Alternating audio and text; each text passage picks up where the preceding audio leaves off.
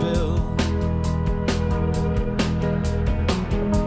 We talk a little about our bands, talk a little of our future plans. It's not like we were best friends.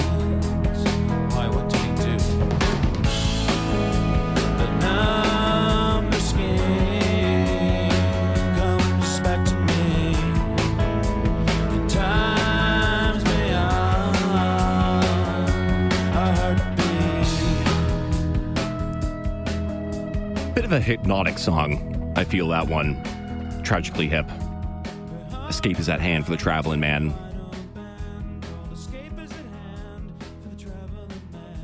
It is September 11th, 2025.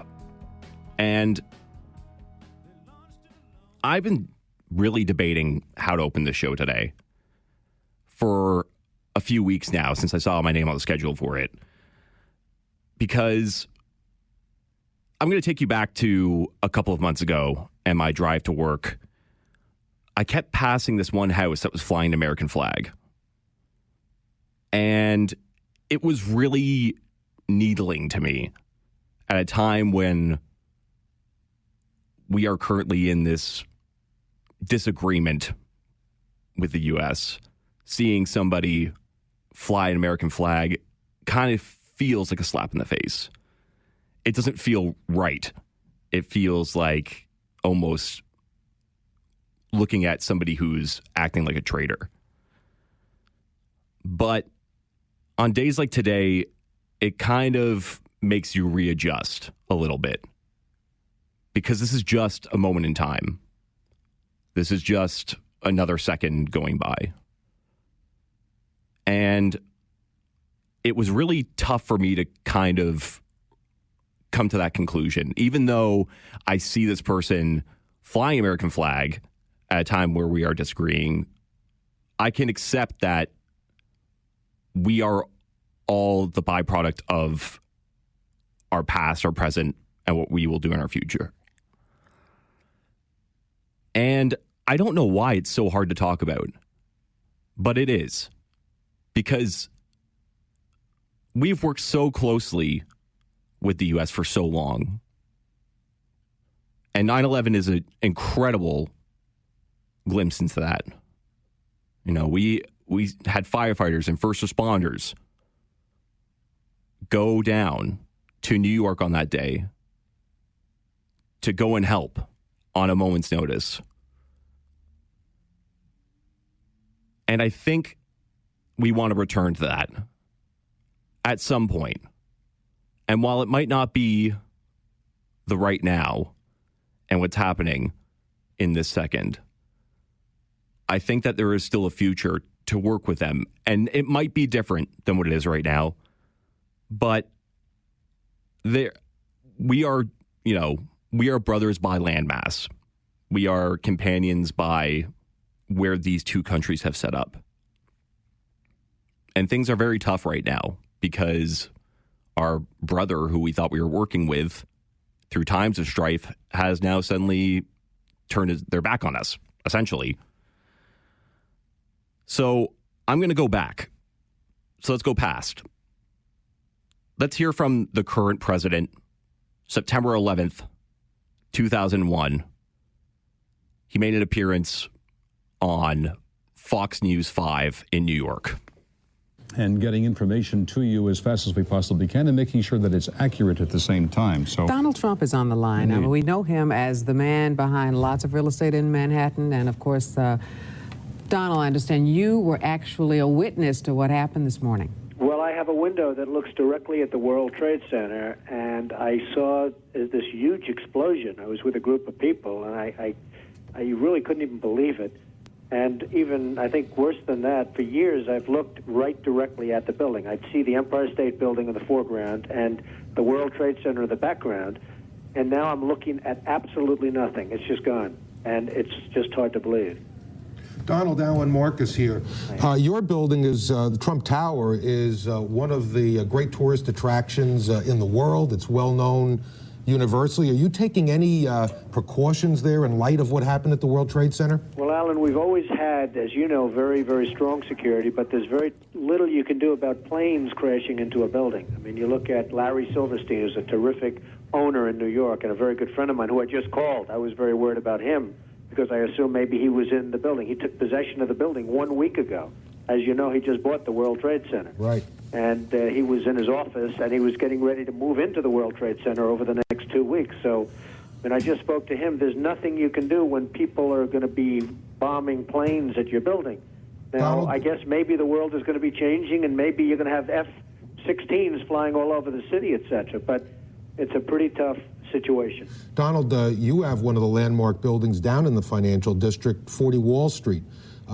Did you have any damage, or did you know what's happened down there? Well, it was an amazing phone call I made. 40 Wall Street actually was the second tallest building in downtown Manhattan, and it was actually, before the World Trade Center, was the tallest.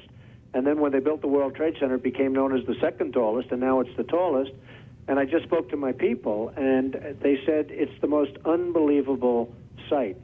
It's probably 7 or 8 blocks away from the World Trade Center, and yet Wall Street is littered with 2 feet of stone and brick and mortar and steel, and there are thousands of people walking over the debris over the Brooklyn Bridge, where they're sending them out over the Brooklyn Bridge to Brooklyn, and then I guess they're going to have to figure out how to get home from there. But they have between 1 foot and 2 feet of debris right in front of a building that's probably, you would say, Alan, 6 or 7 blocks away. Donald, this is Roland Smith. Hi, Roland. You know, how you doing on this kind of day? You know, at some point, we're going to put all this behind us. And you, as a visionary, particularly in New York real estate, what do you think that we ought to do as a city, as a people, when all of this gets, when the mourning stops, when the dead are honored, and we've found out what caused it and maybe corrected it? What does the city need to do? Well, I guess the big thing that you really will have to do is never forget. You just can't forget that something like this happened. I was so disappointed when they closed the stock exchange, but of course, at some point, you had no choice, you know, when they initially announced it was closing, because you want to just say, the hell with it, you're going forward, nothing's going to change. But the fact is, something has changed very dramatically. And I think one of the very sad things is going to be when you look at the skyline of New York, which has become so emblazoned in your own memory, and you look at the skyline of New York and you see these buildings, these 2 buildings, whether you love them or don't love them, they were a great part of the skyline. And then when you look at the skyline after 2001, and you're going to see a skyline without these 2 buildings, you're going to say, what happened? People won't believe it. You know, when you show your children or your grandchildren in years to come what New York looked like in the year 2000, and then what New York looked like just a year later, they're going to say, what happened? Hey, Donald, it's hard to believe. in the year 2000, Donald, you considered running for president. If you had done that and if you had been successful, what do you think you'd be doing right now? Well, I'd be taking a very, very tough line, Alan. I mean, you know, most people feel they know at least approximately the group of people that did this and where they are. But, boy, would you have to take a hard line on this. This just can't be tolerated, and it's got to be very, very stern. This is, as you and I were discussing before, Alan, this was probably worse than Pearl Harbor. Many more people are dead, and you know, they don't know. They have no idea, but I have somebody that was down there who witnessed at least 10 people jumping out of the building from 70 and 80 stories up in the air.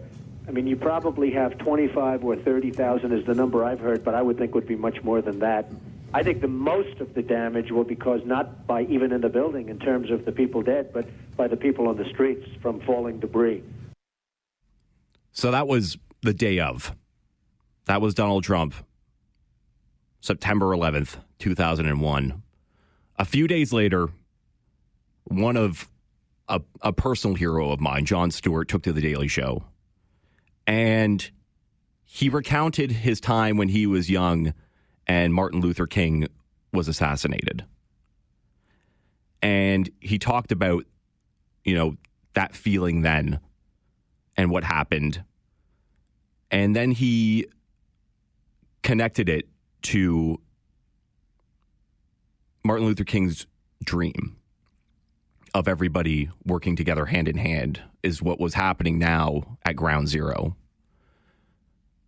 And how suddenly all these people who were so divided, no matter what they looked like, had a common goal. And for that time being, were working together from across the world, really. From, from New York, New Jersey, Norway, Canada. Like it was a time when we all came together. So let's go more into the present. So 18 years later, Jon Stewart continued his fight to get those ground zero workers health care provided by the U.S. government because they were suddenly becoming ill. And this long fight that he had to put up with Congress and the Senate, endless meetings, finally came down to a showdown with a panel. And this, in 2019, is still one of those powerful speeches I've heard spoken by anyone.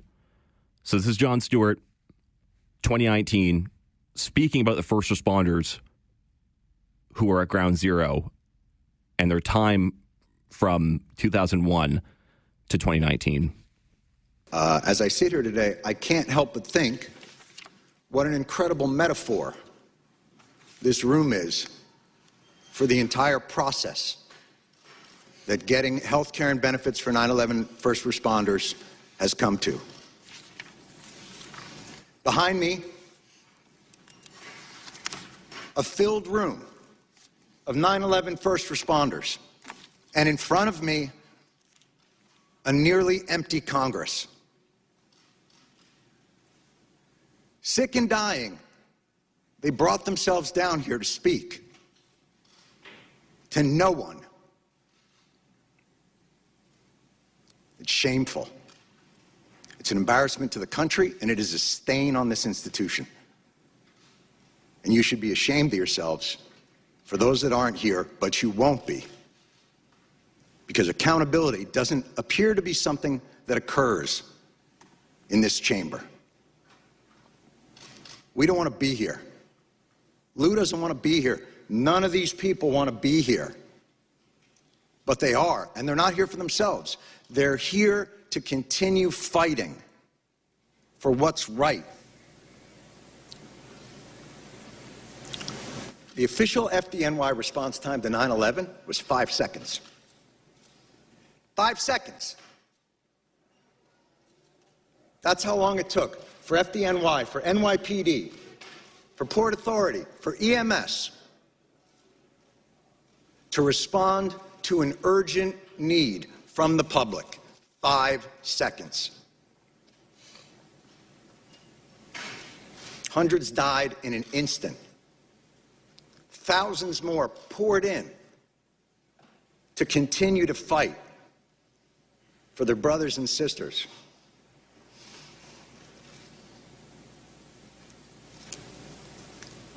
The breathing problem started almost immediately, and they were told they weren't sick, they were crazy.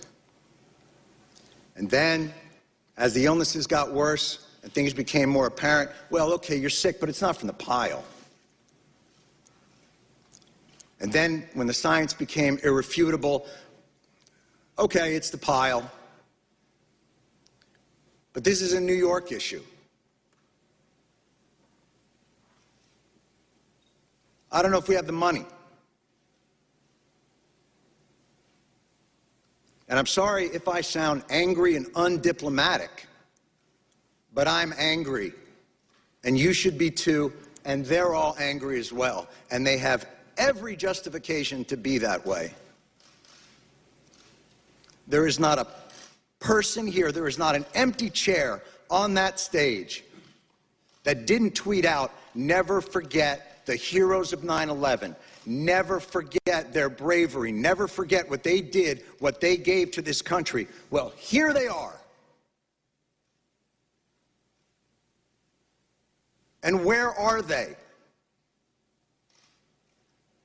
And it would be one thing if their callous indifference and rank hypocrisy were benign, but it's not. Your indifference costs these men and women their most valuable commodity, time. It's the one thing they're running out of. This should be flipped. This hearing should be flipped. These men and women should be up on that stage, and Congress should be down here answering their questions as to why this is so damn hard and takes so damn long. And why, no matter what they get, something's always pulled back, and they got to come back. Mr. Johnson, you made a point earlier, and it was one that we have heard over and over again in these halls, and I couldn't help but to answer to it, which was, you said, look, you know, you guys are obviously heroes, and 9/11 was a big deal, but, you know, we have a lot of stuff here to do. And, you know, we got to make sure there's money for a variety of disasters, hurricanes and tornadoes. But this wasn't a hurricane, and this wasn't a tornado. And by the way, that's your job anyway. We can't fund these programs, you can. Setting aside that no American in this country should face financial ruin because of a health issue. Certainly 9/11 first responders shouldn't have to decide whether to live or to have a place to live. And the idea that you can only give them 5 more years of the VCF because you're not quite sure what's going to happen 5 years from now, well, I can tell you, I'm pretty sure what's going to happen 5 years from now. More of these men and women are going to get sick, and they are going to die. And I am awfully tired of hearing that it's a 9/11 New York issue. Al-Qaeda didn't shout death to Tribeca. They attacked America, and these men and women, and their response to it is what brought our country back. It's what gave a reeling nation a solid foundation to stand back upon, to remind us of why this country is great, of why this country is worth fighting for, and you are ignoring them. And you can end it tomorrow. Why this bill isn't unanimous consent and a standalone issue is beyond my comprehension. And I have yet to hear a reasonable explanation for why. It'll get stuck in some transportation bill or some appropriations bill and get sent over to the Senate, where a certain someone from the Senate will use it as a political football to get themselves maybe another new import tax on petroleum, because that's what happened to us in 2015. And we won't allow it to happen again. Thank God for people like John Field. Thank God for people like Ray Pfeiffer. Thank God for all of these people who will not let it happen.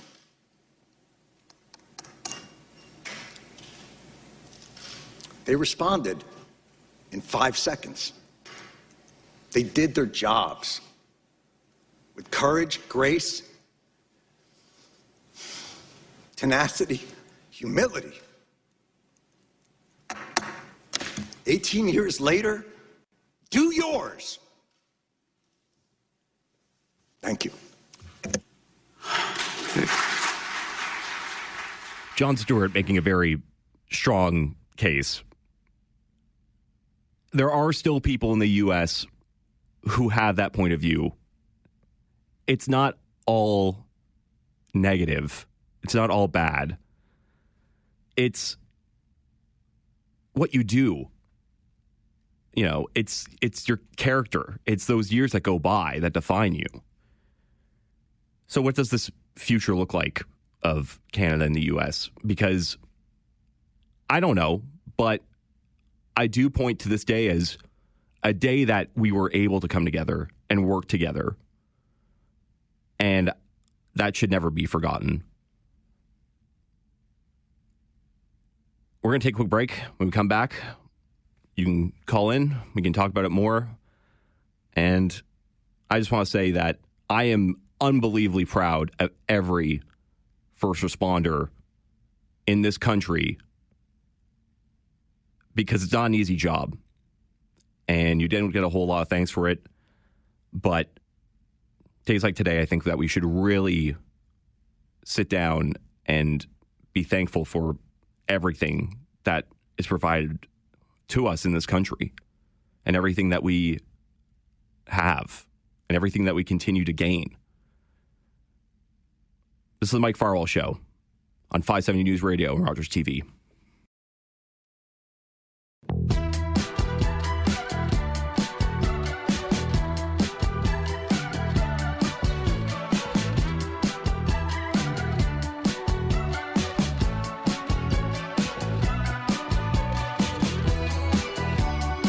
Looking ahead on the show today, we have a lot going on. I mean, I'm sure you know Mark Carney at some point today is going to release the major projects that he is currently working on. No pipelines included in this one, he's already said, but nation-building projects for Canada. It's going to be very interesting to see what exactly that consists of. How exactly do we manage to spur our economy right now? Because it's one of those things where you can see that clearly a lot of things are starting to fall apart at the seams here. So we're going to keep watch on that, make sure that we get an update from the 570 News Center at some point, and they'll let us know what exactly those nation-building projects are. We're also going to be talking about literacy rates. Here in the country, they are falling off a cliff for adults. So what's going on with everything, like what's happening with the reading? It's weird because I read quite a bit, but I don't read books anymore. I constantly am reading news, but I don't. Does that count? Does that actually count? I don't know if that actually counts because I'm constantly scrolling and reading articles and all things like that. But I mean, I guess it does. Maybe just reading has changed in this country. Maybe we're reading a different way. Waterloo Regional Police are starting a safety campaign blitz, which is looking at retail thefts and the retail thefts across the region, which have been a major problem. I mean, it's one of those things where somebody has the time to take out their phone and record these thieves smashing cases and running away. It's become an absolute problem that needs to be addressed. And it's not really clear on how you stop something that happens so quickly, but yet not quickly enough where someone can take out their phone and start recording these issues. Of course, we're looking at the job market, but there is a UW student who has recently come out and created an app. They couldn't find a summer job, so they just created an app that helped people compile prices for their groceries, to like cheaper groceries, which is appreciated. I'm definitely going to take a look at that. But we're going to take another quick break here. Get an update from the 570 News Center. When we come back, we'll be talking about those literacy rates across the country and what exactly is happening with adults and their reading comprehension. This is the 570 News Mike Farwell Show. I'm Colin Robertson. You're watching on Rogers TV.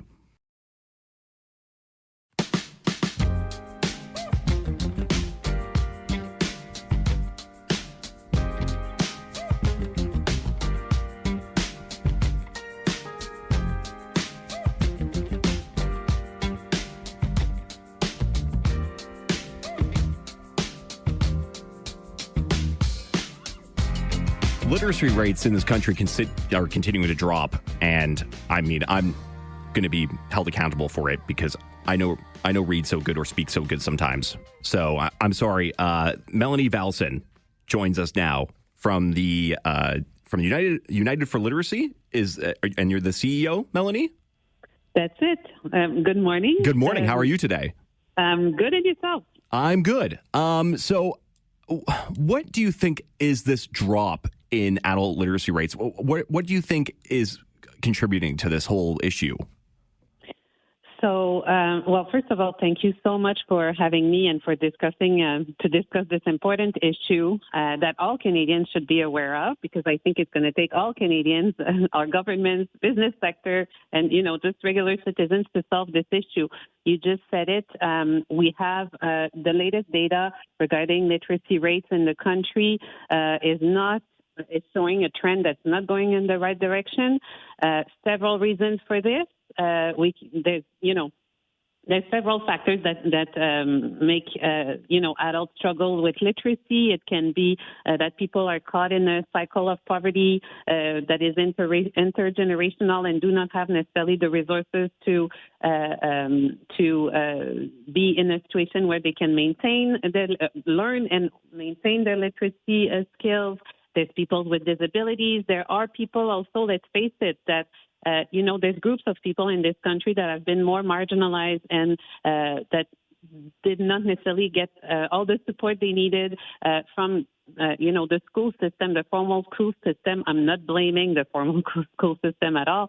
There's so many needs, but there are people that need extra support and that might not have received it when they were younger. So again, I could go on forever. I think the key message here is that we have 20%, so one Canadian adult out of 5 that is struggling with reading, for example, the titles of the newspapers. What are we going to do about this?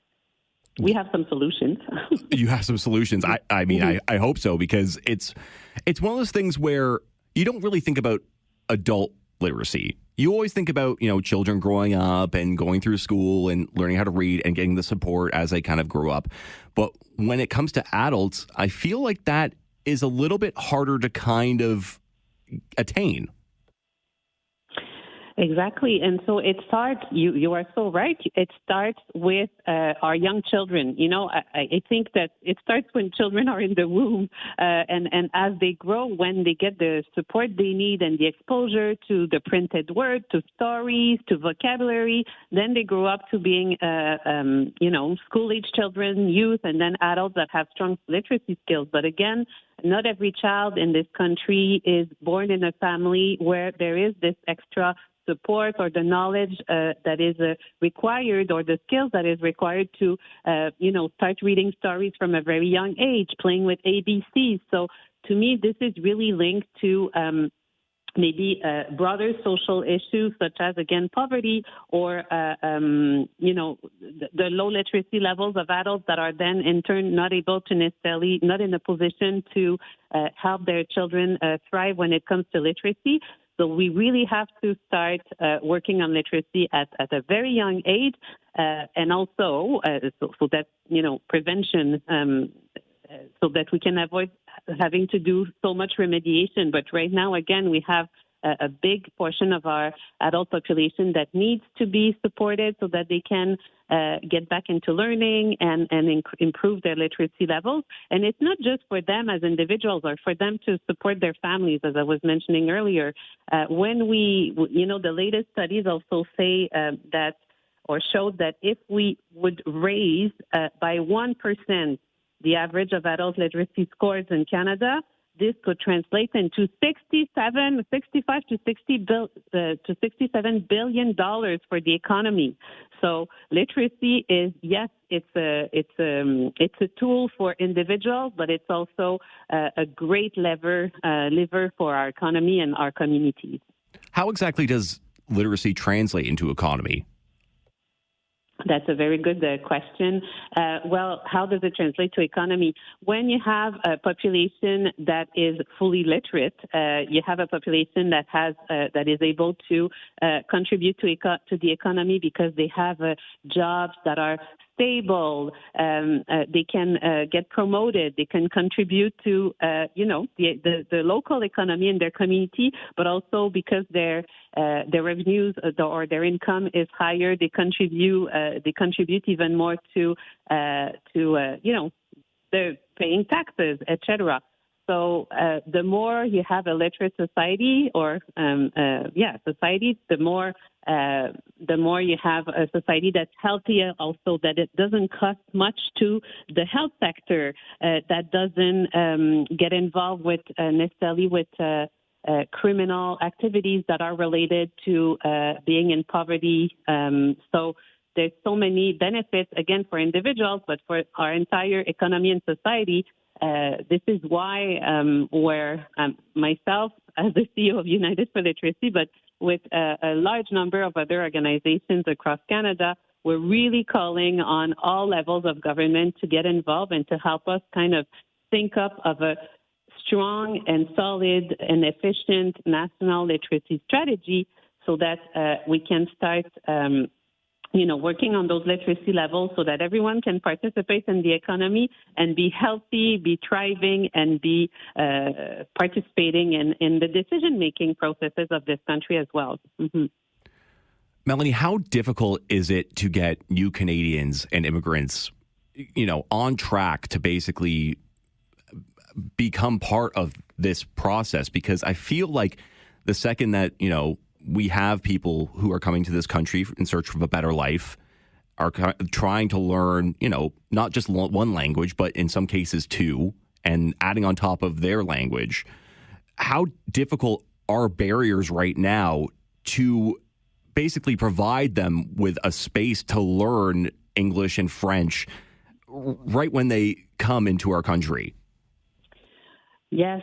So I just want to start by saying that it's for newcomers to Canada, literacy is a very, improving literacy is a very important tool in English or in French, of course. But I don't want to necessarily equate those low levels of literacy in Canada that was talking about to solely immigrations or newcomers to Canada. Of course, there's a proportion of those 20% of adults that are newcomers to Canada, but it's not the entirety of that section of the population. So, having said that, of course, for newcomers to Canada, mastering English or French is very important, and this is a great way to integration and settle, and for them to settle well in their new country.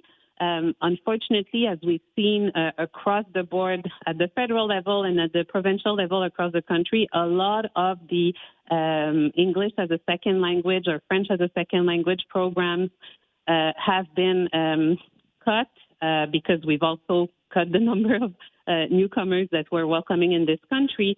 But the result is that there are a lot of needs that are unmet when it comes to second language programs. So at United for Literacy, what we do to help, close this gap is that we really go literally into workplaces, into building housing complexes where newcomers live, and we teach English or French.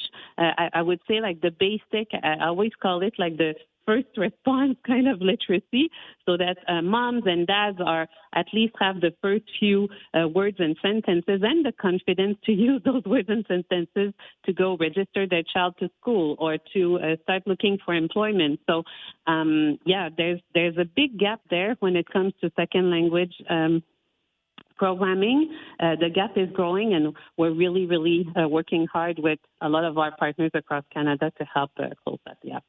So those partners that you speak of, I mean, this seems like a very, is this more of a one-on-one process, or is this kind of like a school learning process where you're dealing with like 10 or 20, or is it just different no matter where you are at what time it is?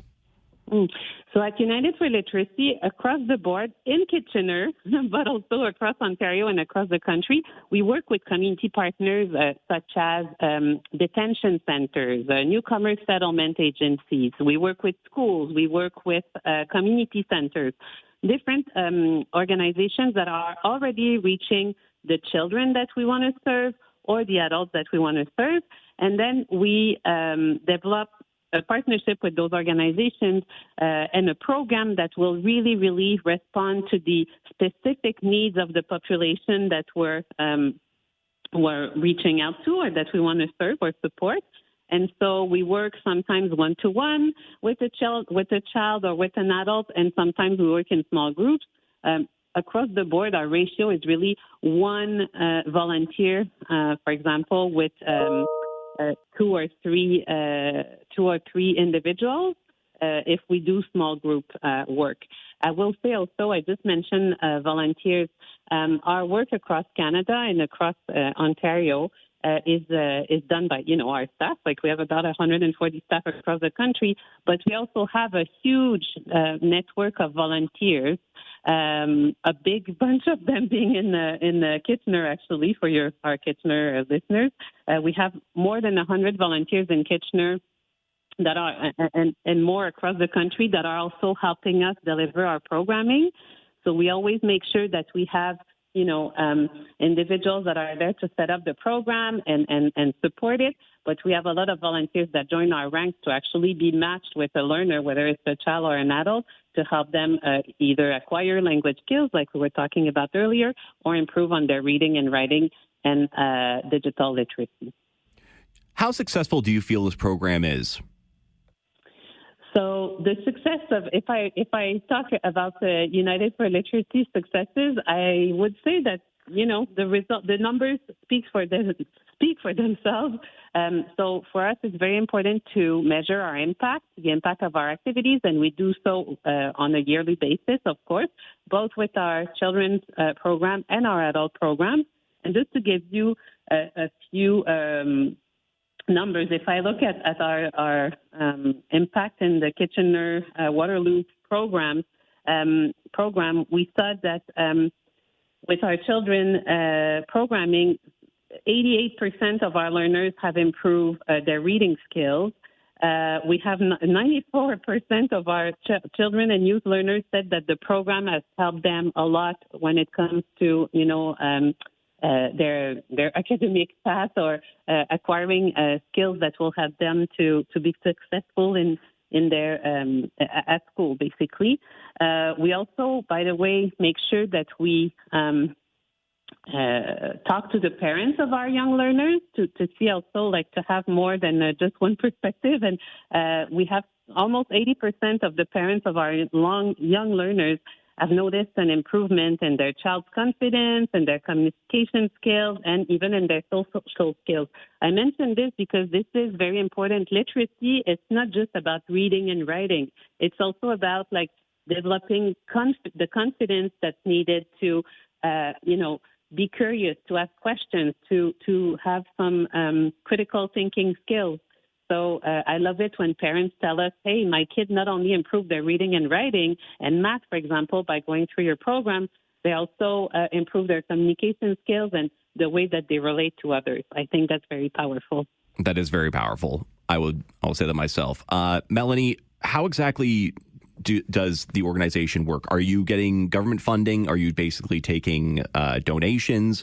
Is there somewhere where, we can reach and read more about what's going on with your program? Yes, of course. There's so many ways that people can get involved with us. So I'm talking to everyone in Kitchener right now. First of all, we would love to have you as volunteers. We're always looking for more people. This is the time to get involved.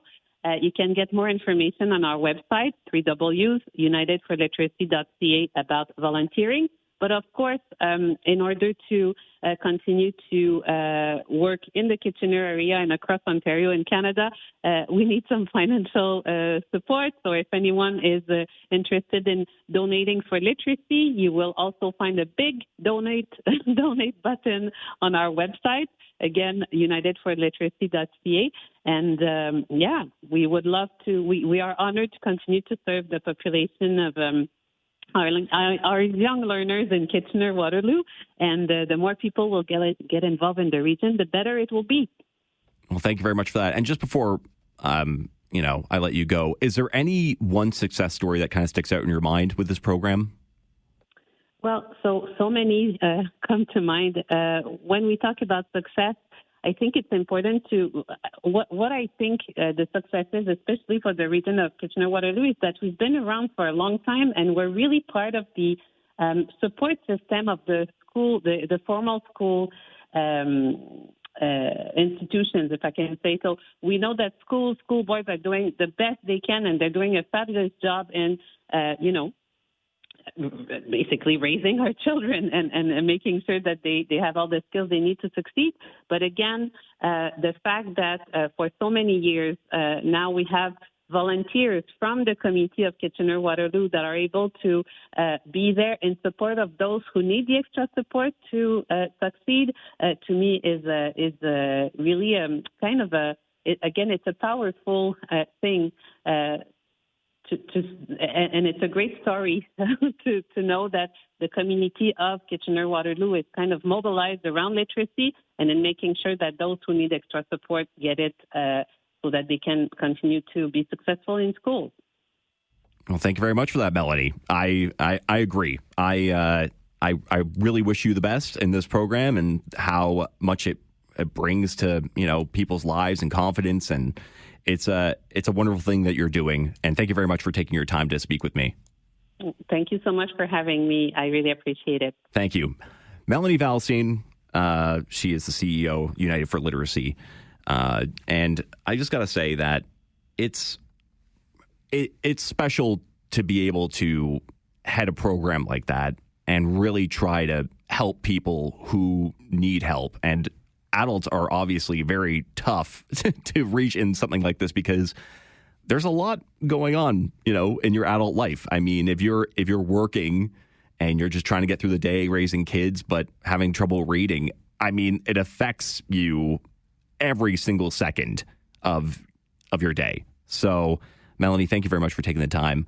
We're going to take a quick break, and we'll come back. This is the Mike Farwell Show on 570 News Radio and Rogers TV.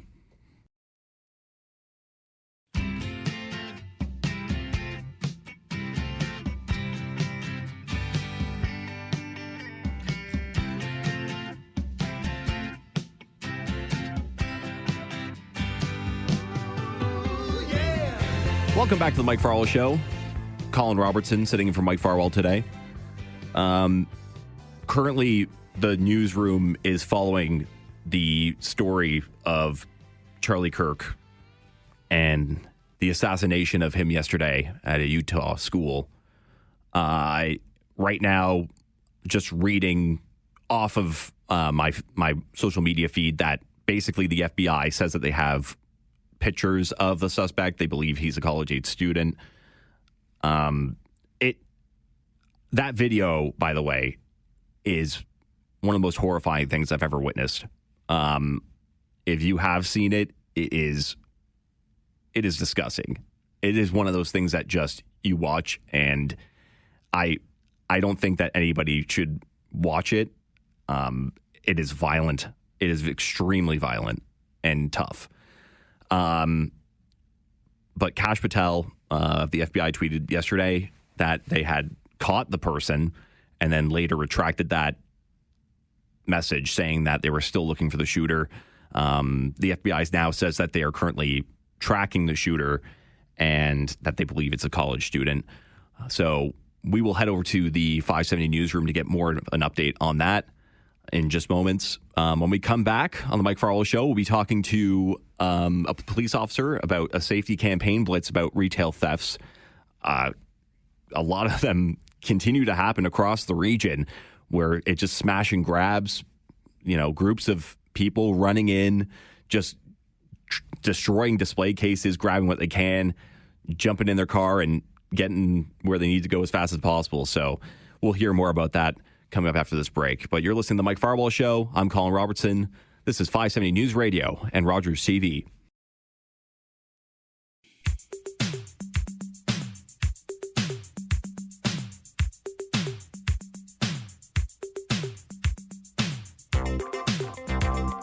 Welcome back to the Mike Farwell Show. I'm your guest host, Colin Robertson, today.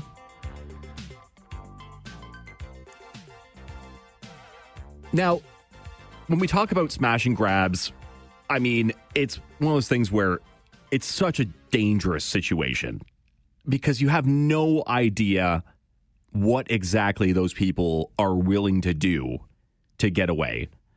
And so it is pretty important for, police to come out and do things like safety blitzes when it comes around this because, your actions in that moment while you're watching it, could be life-threatening.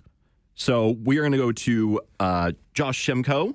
He is Josh, is this correct? The Direct Action Response Team. Are you a member and then for the Waterloo Regional Police Service?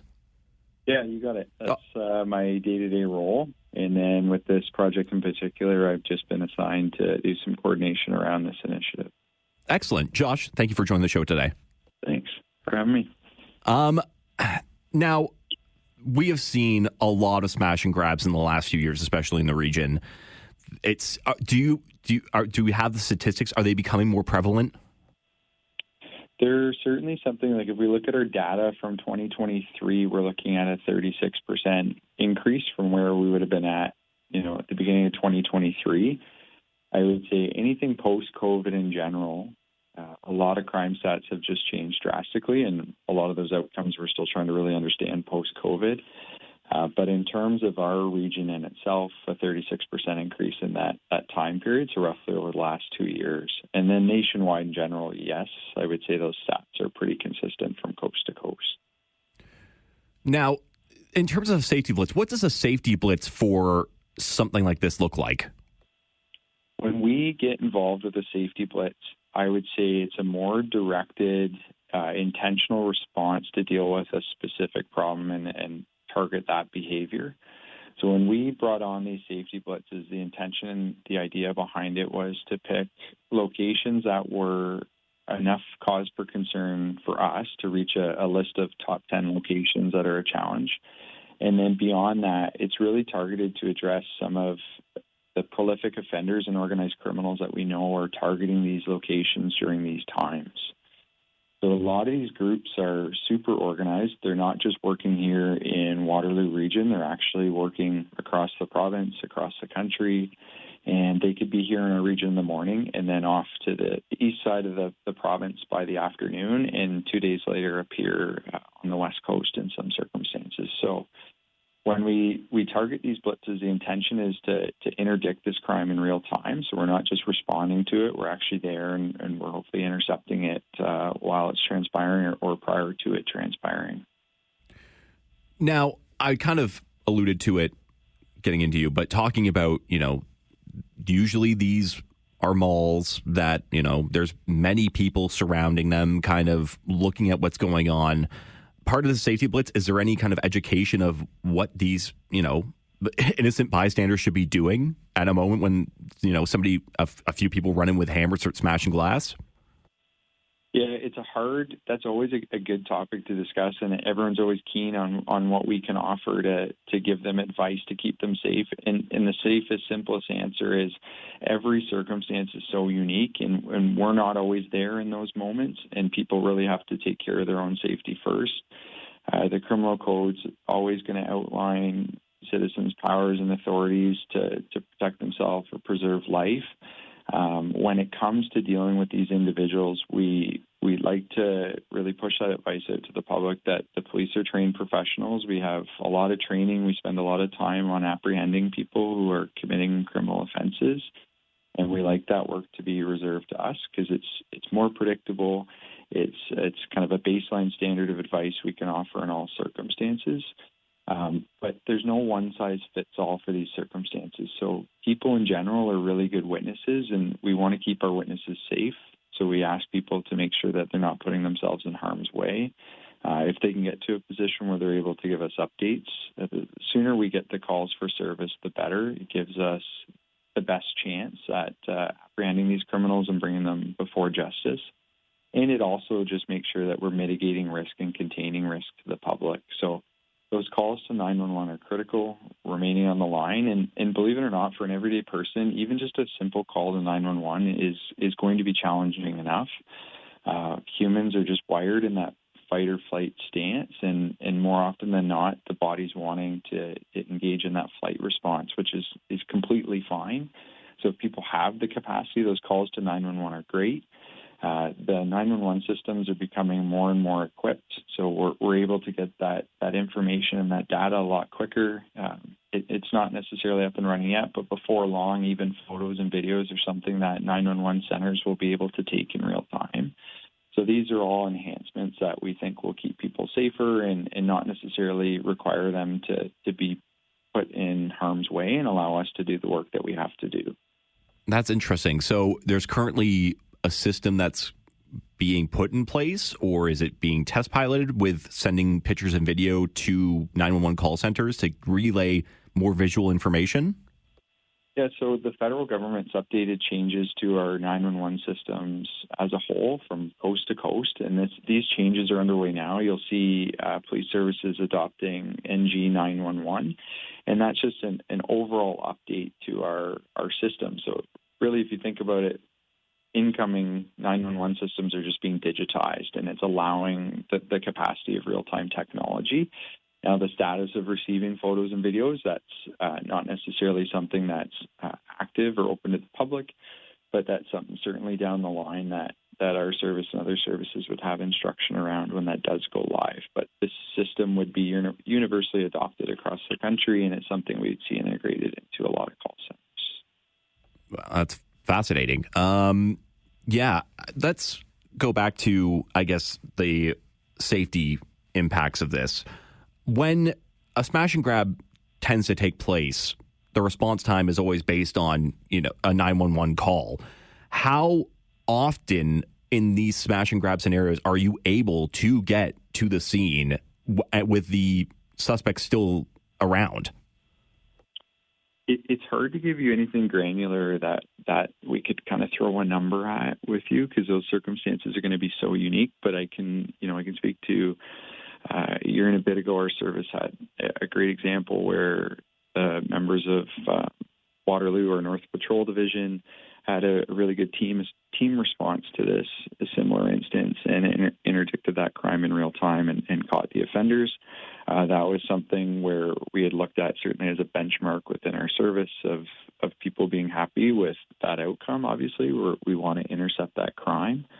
And I think it's going to vary, whether we get them right here, right now, or we use other means of criminal investigation and we catch up with them down the road when it's maybe safer or there's a better opportunity to do so. Whenever these instances transpire, we always have to calculate from our end in a risk perspective when is best to effect that arrest and intercept that crime. In a lot of these cases, they're happening so quickly that we're not necessarily even right there in the moment with them, and we're catching up with them kind of moments later when they're out of that immediate space, which from a risk standpoint, sometimes it's the best, but it's going to vary. There's going to be so many variables when you talk about spaces like a mall. They're obviously very congested, busy places. Our roadways are super busy, and there's going to be different timings that will impact where and when we intercept these individuals. Now, at the beginning, you spoke about how these, suspects are basically hitting a whole line of different businesses. It sounds like coast to coast. Are you working with other police departments in different areas to track these? I guess it's organized crime, essentially, if they're doing that. So how exactly are you working with other police departments to relay information to each other? Yeah, we have a host of police networks that we utilize to share information and bulletins about prolific offenders or people of interest, and that's pretty standard right across the policing community. Relatively similar practices, whether you're here in Ontario or you're in British Columbia. How that information gets shared is pretty streamlined. And then in addition to that, too, you have to keep in mind all of our retail partners will have their own private entities that are doing parallel investigations. They're also keeping track of these subjects in real time, and they too have comprehensive networks of tracking the people that are victimizing their stores. So the collaboration piece is key. I mean, the Retail Council of Canada set out a nice framework to bring us all together so that we're all working with common objectives here to apprehend these criminals and prevent the continuation of the offense where we can.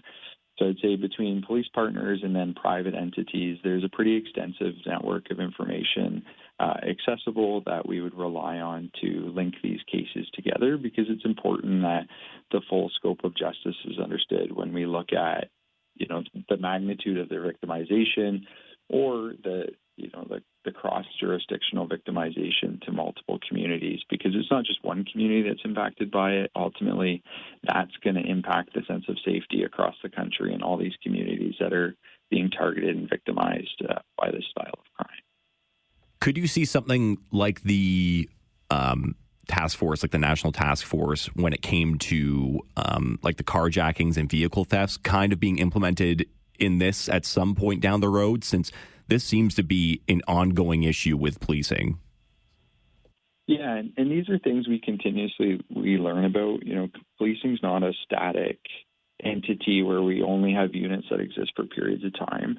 There are services that we can tip the hat to that are doing it in different ways. Vancouver has had designated retail crime task force for some time, Peel Regional Police, and they're just adjusting to the needs of their community. The needs in Waterloo are going to be, even though we share similarities with retail crime, our needs here will be slightly different. In January, our service adopted a little bit of an updated strategy of how we target crime and offenders in our region, and we've started integrating crime suppression techniques right across the board. So all areas of our organization now have adopted this crime suppression model, and through this model, we'll have our own ability to leverage some crime suppression in itself, and we'll be able to interdict some of these criminals that we would identify as prolific or organized crime groups. Do you feel like this is not only for bigger businesses, but small businesses to help them out as well? Yeah, everybody's got a stake in the game here. I mean, bigger businesses have the luxury of resources and personnel, but ultimately the risk is always going to be relative to the partner. So in large retail outlets, they have more stores, they have more people, they have more goods, so it would make sense to see that victimization relative to the size of that retailer. But small retailers too face the same things, and what we offer to all our retailers in the region is opportunities to connect and talk about crime prevention and target hardening of their spaces. We're always happy to connect with members of the public or people working in a workplace just to make sure that they feel safe. A lot of these techniques are not new. They've been around for years, whether we talk about, how to respond to active attackers in the workplace, what do we do when we observe crime in progress. These are all stuff that we like to do on a forward-facing, like more proactive side with our retail partners, but they take time too, and it takes an investment from retail partners as well to take on some responsibility to address the crime prevention piece. Do you have the statistics of how many cases we've had so far in the region this year compared to last year? I don't have this year's fresh in hand, and we always, when we're quoting stats and data, we try to look at stats and data a little bit more kind of posthumously, because it gives us like fulsome numbers after we've had a real chance to analyze. When we talk about our crime suppression models too now, that's changing because we're looking at cases a lot more comprehensively and linking cases together. Whereas in the past, we maybe didn't have the same lens or the same approach, and we were missing cases that could have fallen in the scope of it just by how they were identified or how they were closed off. So with the changes to crime suppression, I would think this year's data will look a little bit differently because we just have a different idea of how we're targeting this crime right now. Okay, excellent. Is there anything else that needs to be touched on with this? I think it's, this is one of these crimes that we talk about the brazen smash and grabs, but there's more to it in the sense of how it's impacting community. And we try to give examples that make sense to all of us. At some point in time, we were all children. We were all reliant on our parents and sustenance to stay alive. And we're seeing anywhere with this stuff from baby formula to electronics to consumables being taken, anything with a high ticket item. And the ripple effect of this is massive within community. We really are trying to stress that we're alive to the feelings that this causes and imposes on people in the workplace. And we're keen to keep working through this so people feel safe when they show up for work in our community, and so that people are able to access the goods that they intend to access for means of survival or means of their luxury, because they're working hard and they want to enjoy these products. So it's going to be an evolving project for us. It's certainly not something that we'll just see our toes in today, but it'll be something in the months to come that we continue to evolve with and look for creative ways to address this. Well, I really wish you the best of luck. I mean, you spoke about how you're going to be at, I think, 10 different spots across the region. It'll be very interesting to see how or what kind of impact that makes. Yeah, we're looking forward to it. We're early on in this Blitz endeavor, and we've already had some meaningful outcomes, and we hope that those will continue over the months and weeks to come. Well, thank you very much, Josh, for taking the time to be on the show today. Thanks for having us. Appreciate it. Thank you.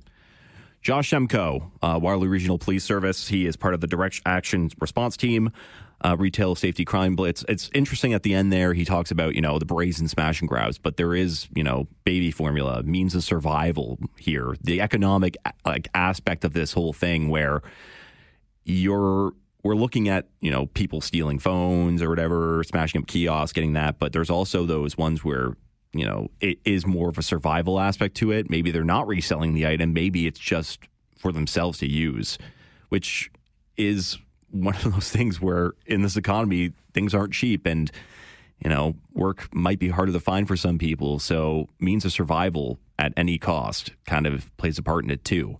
But we'll take a quick break. We'll talk more about this when we come back. I'm Colin Robertson. This is the Mike Farwell Show on 570 News Radio and Rogers TV. I would say anything post-COVID in general, a lot of crime stats have just changed drastically, and a lot of those outcomes we're still trying to really understand post-COVID. But in terms of our region in itself, a 36% increase in that time period, so roughly over the last 2 years. And then nationwide in general, I would say those stats are pretty consistent from coast to coast. Josh Shemko, Waterloo Regional Police Service. He's working with the Direct Action Response Team. They're launching a retail crime safety blitz. They're going into different malls and different outposts where, they're seeing a high rate of smash and grabs and other retail thefts. And it is something that he spoke about affecting not just, the business at the beginning, but, there's a lot of people around. There's families. There's bystanders who are kind of witnessing this event happening and taking place. And, he talked about fight or flight, and most people rightfully are just running away from the situation and trying to call 911.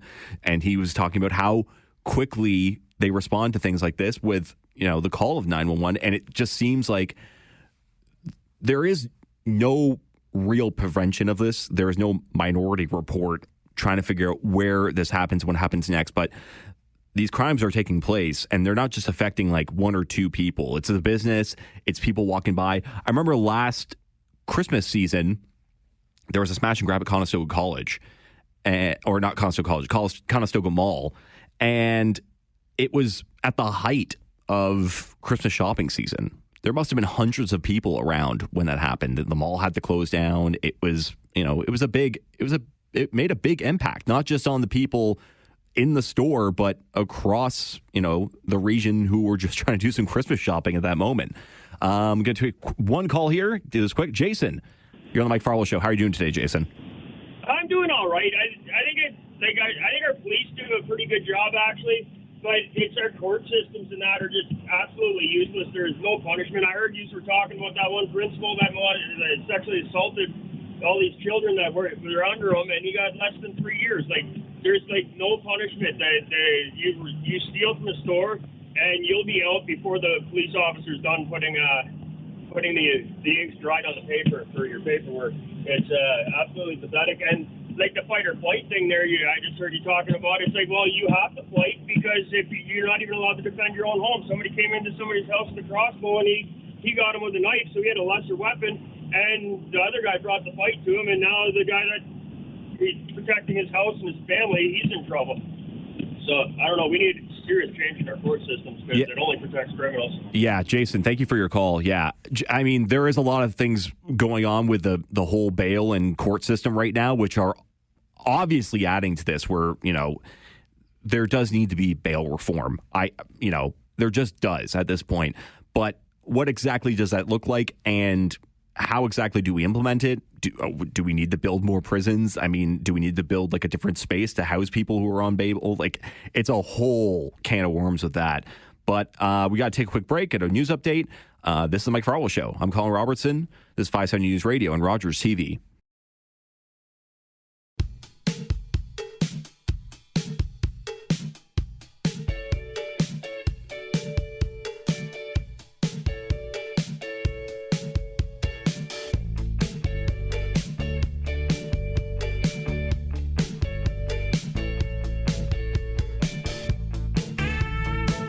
Welcome back to the Mike Farwell Show.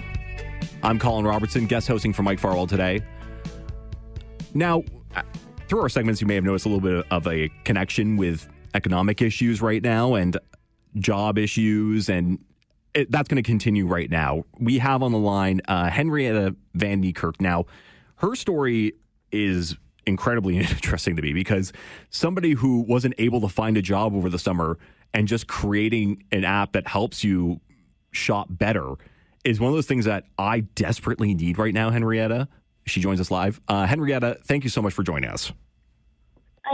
Yeah. Hi, Colin. Thank you so much for having me today. Hi. Yeah, I just want to say this is incredibly interesting because I use apps like Flip and other things. How does this app differentiate from the different shopping apps? Oh, that's such a good question. The thing that makes Scrimp special, and that's sort of pronounced like shrimp but with a K, like the old saying to scrimp and save, is that we actually started the flyer step. Instead of starting with meals or starting with isolated deals that someone then has to go assemble by themselves, we're about using our AI to take the flyer for you, and then it's going to use those deals to make you meals that save money and actually taste good. So Scrimp is an AI generated program that is it basically just scraping the data and then or is it more involved than that? Yeah.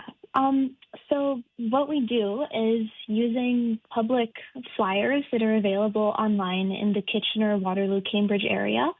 Each Wednesday when a new flyer comes out, we pull those items in, and then through AI parsing and things like optical character recognition, the AI sees the deals and it takes deals that are food and things you can eat, and it will use those to make a meal plan for our users. And users can say things like variety that they want for how many items they want in a given recipe. They can control their price per portion or things they're allergic to. And really the AI is going to work for them and then make them things that are actually good to eat, that they'd like to eat, to save money. So how exactly did this idea come about for you? Yeah. So I guess for myself personally, my little brother actually had to do a computer science project, and he just wanted to look at sort of if he could go flyers in and do stuff with flyers. So I was vaguely aware of flyers through that. But then for myself, in my second year of university, I moved out into an apartment to be closer to the Stratford School of Interaction and Design, which is where most of my courses are. And Stratford was so expensive. All of my friends and I living in that apartment were constantly stressed out all the time.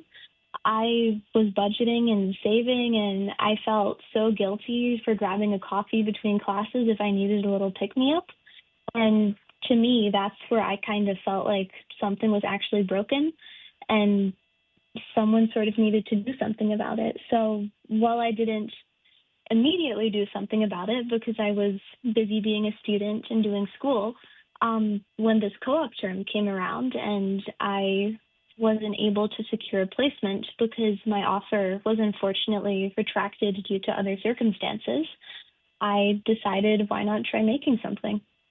Now, this thing that you have made and its applied usage, do you feel like there's more to explore here with this? In terms of what we want to do with Script? Yes. Yeah, I think absolutely. We're hoping to sort of expand this to additional regions just besides the Kitchener, Waterloo, Cambridge area. But we'd also love for people to hop on the site or email us at henrietta@scrimp.ai and book a one-on-one to give us feedback or go through the process and see what they like and dislike. Because we've found that these early user relationships have really helped inform most of the features that we have that people really like. We're currently finishing up development on the ability for users to add their own recipe. If they paste in any URL from any recipe anywhere on the internet, that can be in your meal plan if you feel like eating food from your favorite food influencer or from a site where you keep recipes. So yeah, user relationships really inform where this goes, and we'd love to meet with more people. How many people do you have working with you on this? So at the moment, it's myself full-time, and then my dad mentors and helps me with difficult problems that require a little bit more architecture on the back end when he has available time. But over the summer, because I was with the Conrad School of Entrepreneurship and Business, I had the opportunity to apply for the university to pay for 2 co-op students for me. So I actually had 2 first-year engineering interns, and they were amazing over the summer. I miss them very dearly. Are you going to try and get them back? Yeah, I'd love to see maybe if in subsequent co-op terms, if I do this again and I'm eligible for that again, I'd absolutely love to bring more interns on. That's a fascinating process with that. So looking at the future of this, I mean, I'm sure you're very much involved in the present, but looking at the future with this and adding some more regions and kind of growing this, where exactly do you want to see this go? Yeah. Well, I would love for this to be almost a sort of habitual thing that people in our area use, because it's sort of cheaper than Instacart, or it's cheaper than eating out would be. Scrimp's dinner, or a dinner with Scrimp is about $3 a person. And with something like HelloFresh, that's closer to $11.50 a person. And then eating out's probably like $20 a person. So over the course of a week with Scrimp, you'd spend $21 a person.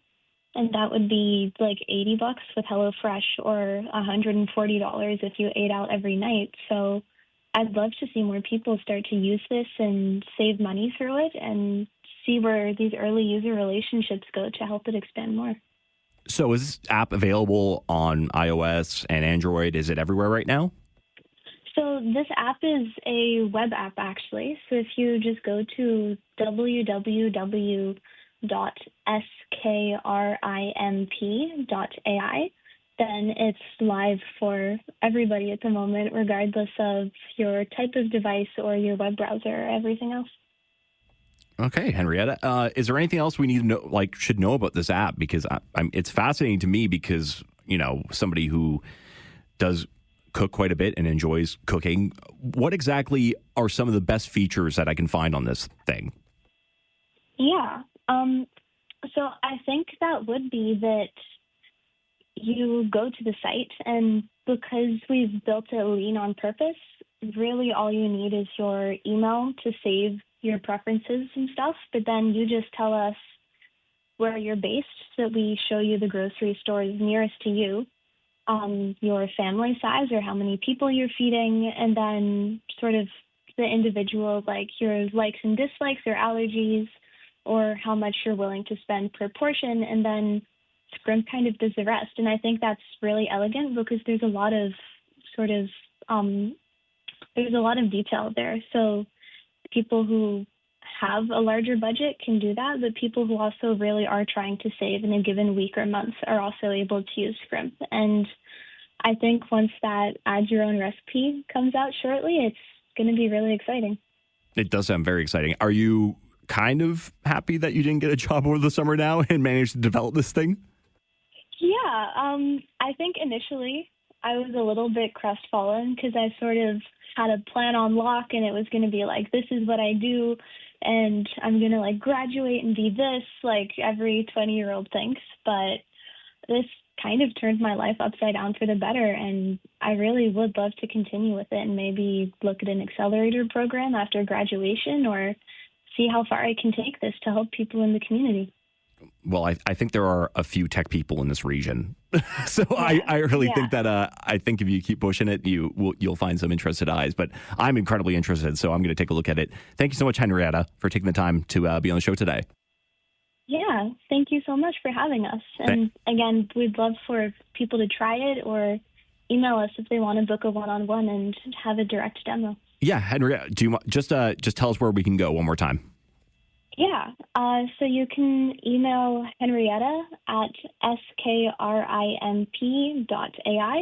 and we will be here all the time to answer any questions or have any meetings and tutorials and demos that people want to have. And what's the website? The website is www.skrimp.ai, so just scrimp.ai. Excellent. Thank you very much for taking your time. Thank you so much for having me. Thank you. Henrietta Van Niekerk, she developed an app that basically helps you build meal plans for cheap. And I definitely need that right now because, groceries cost quite a bit of money, and I definitely could use that help right now. So we'll take a quick break, but when we come back, we'll talk more with you. This is the Mike Farwell Show. I'm Colin Robertson on 570 News Radio and Rogers TV. What we do is each Wednesday when a new flyer comes out, we pull those items in, and then through AI parsing and things like optical character recognition, the AI sees the deals and it takes deals that are food and things you can eat, and it will use those to make a meal plan for our users. Henrietta Van Niekerk joining the Mike Farwell Show today, talking about her new app, which helps people shop better for food and making deals and getting recipes. It's a fantastic idea to help shoppers, figure out what they want to do. I think one of the main things that I do with those apps is just get ideas, because you end up doing the same thing over and over and over again, and then you get very tired of it very quick. But it's just it's called Scrimp AI, and it basically gets the flyers, kind of like the way that Flip does if you use Flip, but it will give you the lowest prices for deals and what you want to make. So you just find a recipe, you put it in there, and it will pretty much just give you the cost in the area of the region and where to find the cheapest deals on the actual products that you need to make it. So Scrimp AI, and that's such a fantastic idea. I got to commend turning something negative and not being able to find a job all summer into a project such as this that came of her own experience with not being able to afford food on a regular basis. It's a fantastic thing. I wish I was that imaginative, and I just don't think I am. I just don't think it's going to happen. So, Henrietta, thank you very much for joining us today. Really appreciate it. And Scrimp AI is the web app. And so, coming up on the Mike Farwell Show, we still have we still have a lot more time here. Okay, there's lots of time to call in. You can call in about anything that we've talked about today, or anything that's going on in the news right now. We're still following the Charlie Kirk assassination story. Law officials are tracking down the shooter. We're following the national building project that is going to be announced any point now. Let me just take a quick check. Was it announced? Does not look like it yet. So we're looking to see what kind of nation building projects that Mark Carney, the Prime Minister, is going to put forward to basically help spur an economy where jobs are not easy to find right now, Henrietta, and make Canada a prosperous place. And one thing that he was mentioned yesterday, if you were listening to 570 News Radio, is that our Parliament Hill reporter, Cormac McSweeney, said that there will not be any pipelines in this proposal. So no pipelines as of yet, but there apparently are a bunch of nation-building projects that will help spur the economy and get things moving along. So that will be very important to see how exactly that will work. Now, following back on the story yesterday of the assassination of Charlie Kirk, I know things are a tinderbox right now in the U.S. Things have gotten unbelievably hot, and they have since the election, and just the way that it seems like everyone's kind of igniting fires back and forth. It doesn't seem that there's any...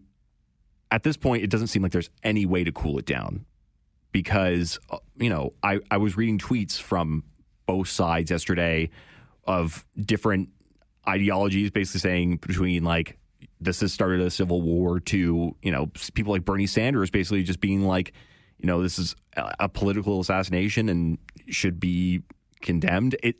It's just, I just don't think there's any way of calming these waters. Like, America is so unbelievably divided at this moment, and I feel so luckily that as a Canadian, watching it from the outside, it's horrifying. We're watching the seams come apart of a country that has basically been put through such a tumultuous time. And I just don't know exactly how it's going to slow down. There's just no way. There has not just been like one assassination attempt of the president. There's been 2 assassination attempts of the president that we know of. There's been political assassinations on the Democrat side that happened months ago. I think that happened in June or July, where the 2 Democratic senators, I think it was Minneapolis, they were assassinated. It's one of those things where I hate to say it, but it felt like with all the anger and the constant back and forth that this was bound to happen. Like something like this was bound to happen. And it's horrifying that it's happening. And I kind of feel like we're a little bit desensitized to it right now because nothing feels real about it. But we're witnessing political assassinations on both sides months apart. And how exactly does something like this stop?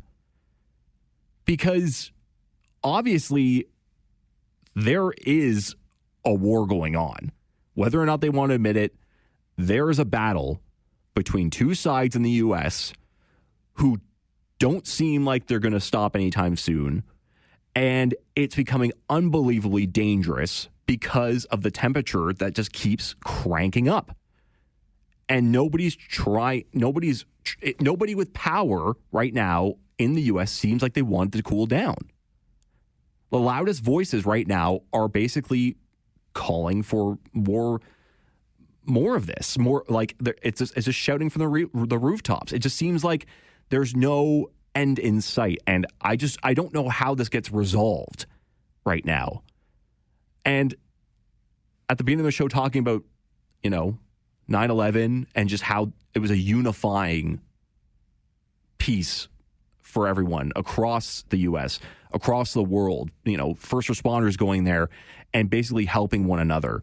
We are so far removed from that year in 2001 to today.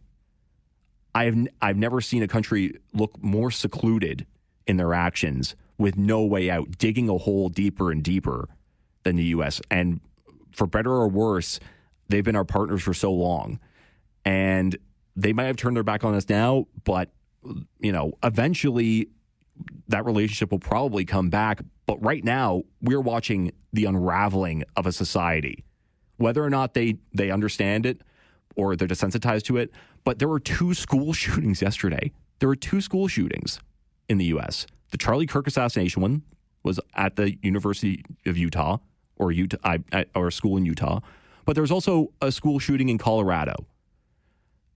And it just doesn't seem to stop. And I don't think there's any way to stop this moving train right now. It is going to be up to a leader to stand up right now and become the loudest voice in the room to calm us down. And I don't think the U.S. has that right now. They are desperately missing that calming presence with the loud voice. And it's turning into this with no signs of stopping. We're getting an update from the 570 News Radio News Center now. You're listening to the Mike Farwell Show. I'm Colin Robertson. This is 570 News Radio and Rogers TV.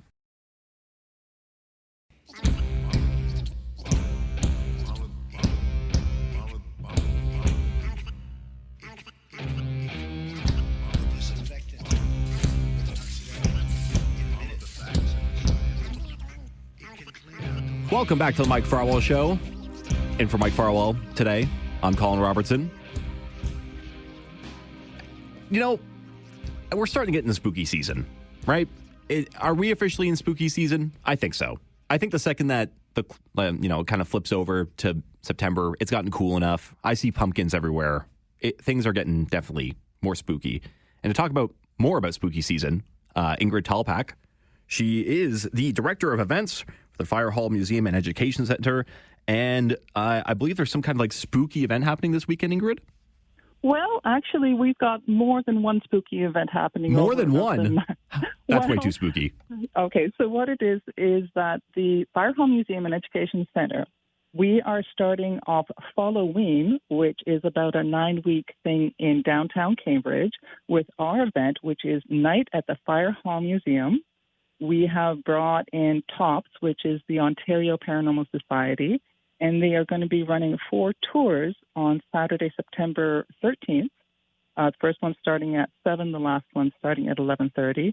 And they are doing an investigation of our museum to see what's going on there and the paranormal events. What do you mean what's going on there? Ingrid, what's going on there?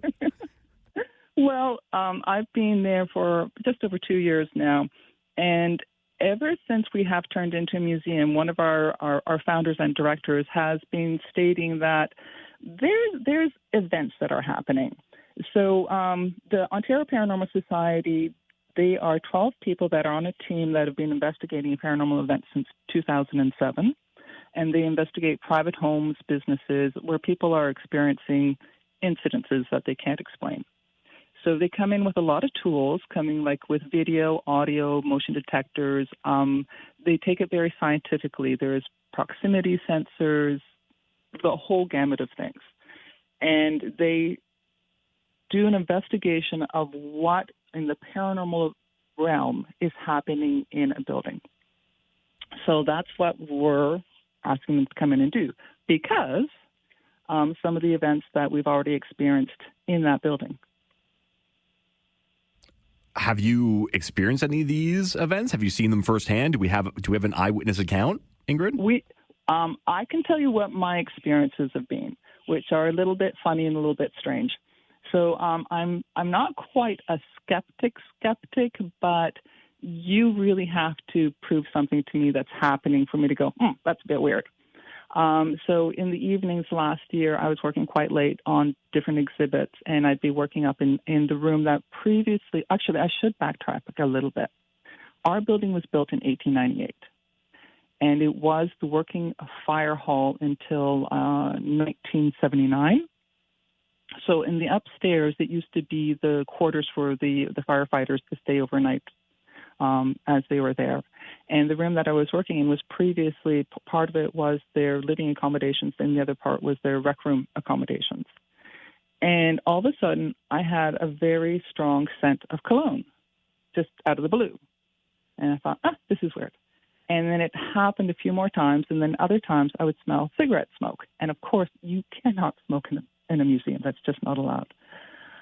So I was talking to the founder about it, and he was saying, well, this is where the guys would get up and get dressed, and, it's possible that you are smelling something.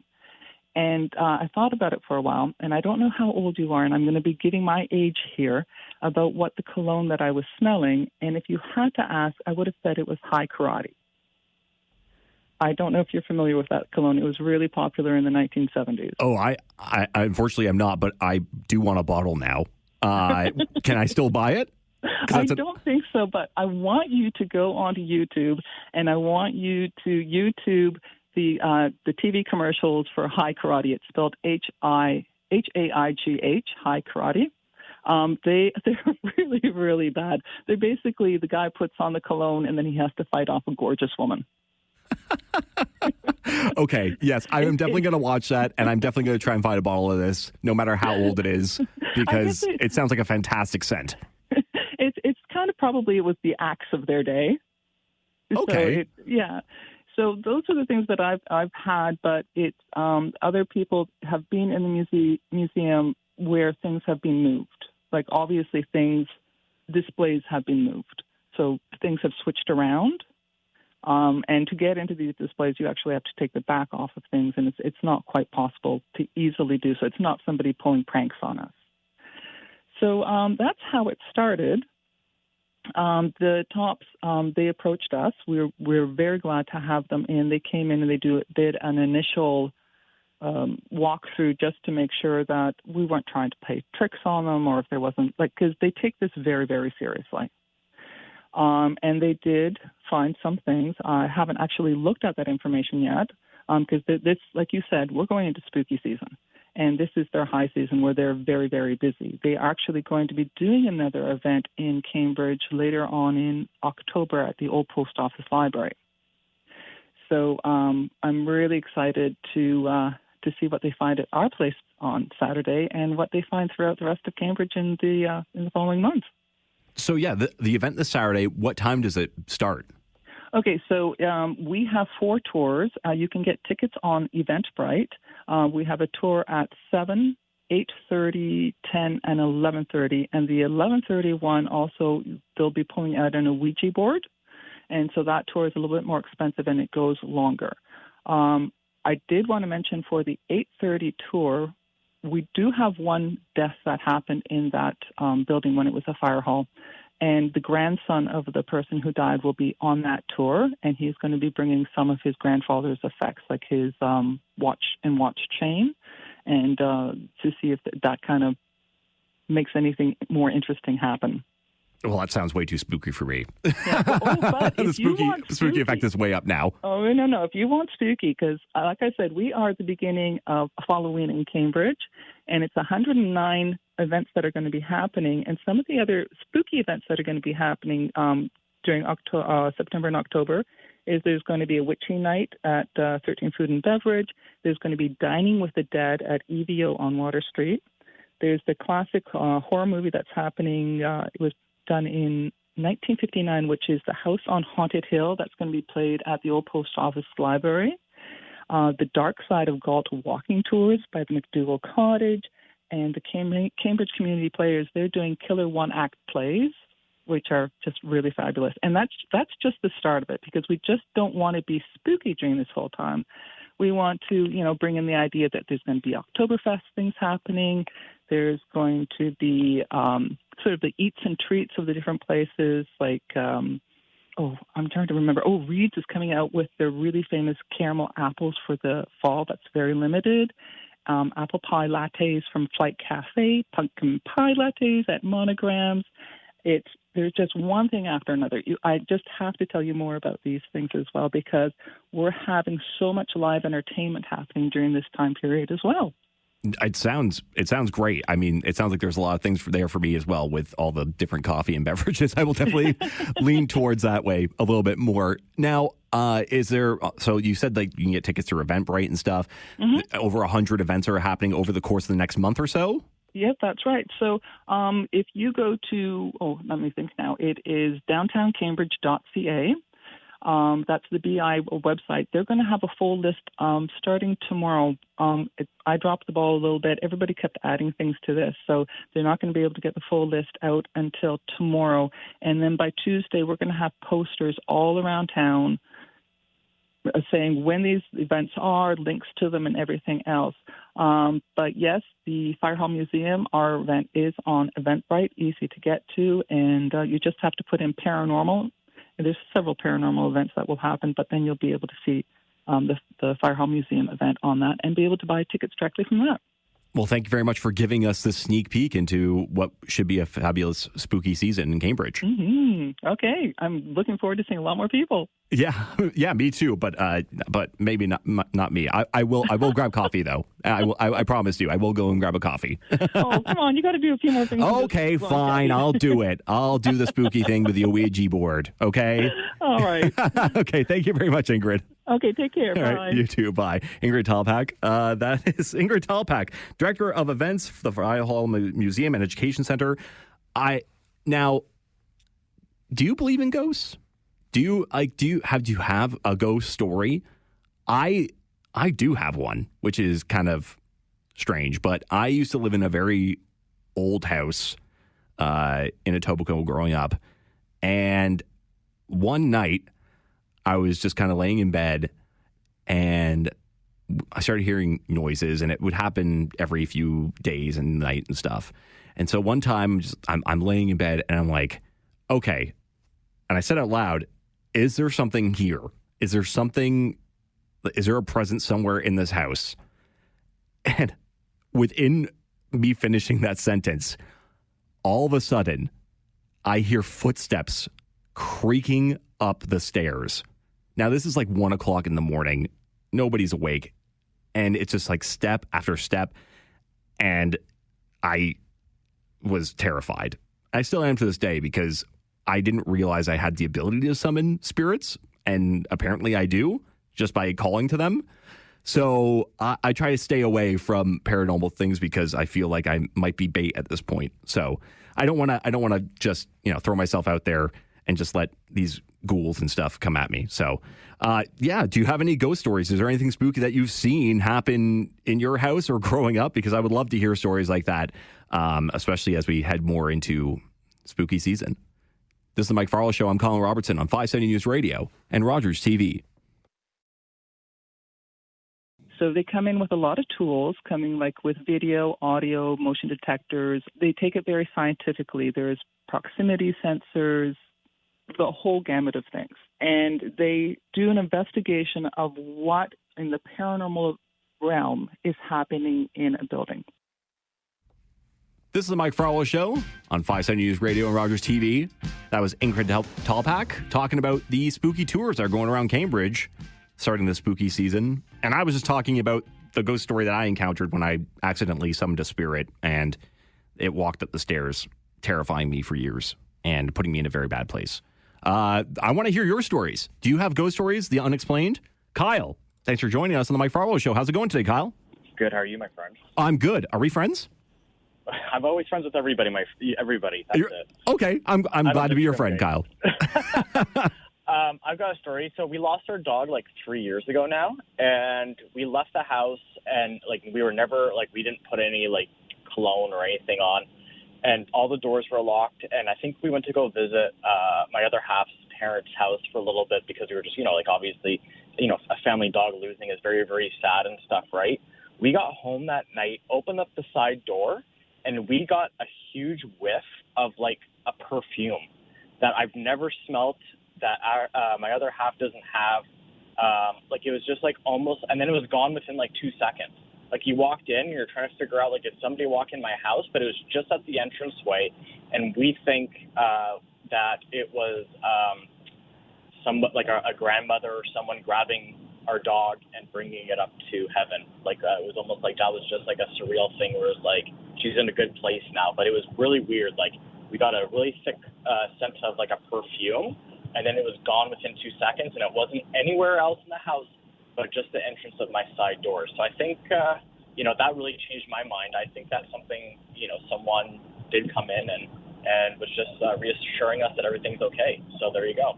Yeah, thanks for that story. Yeah, it's so weird hearing about, smell. Like I've never associated, paranormal stuff with smell.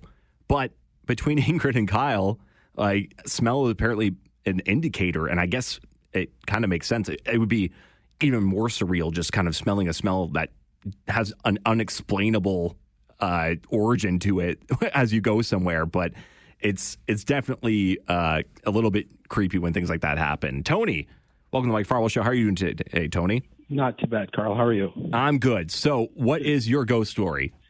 Well, I was just listening in. Anybody who was thinking about doing those tours, I'd highly recommend.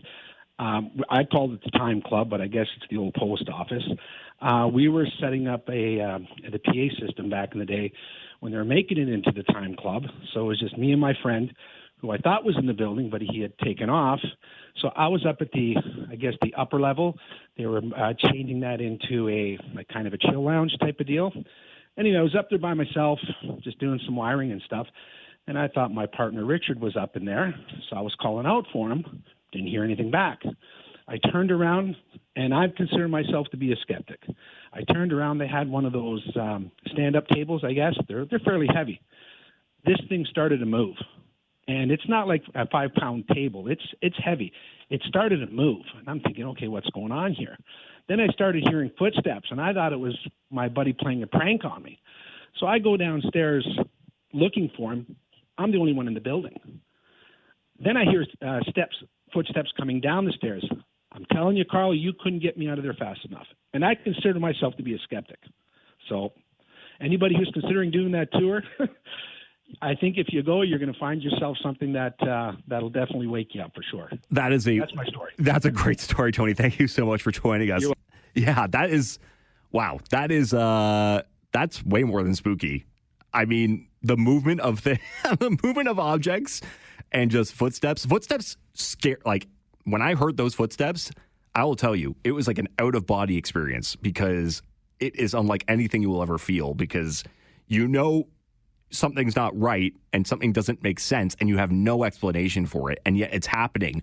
And it's hard to doubt when you hear things. It's even harder to doubt when things are moving in front of you when you see them.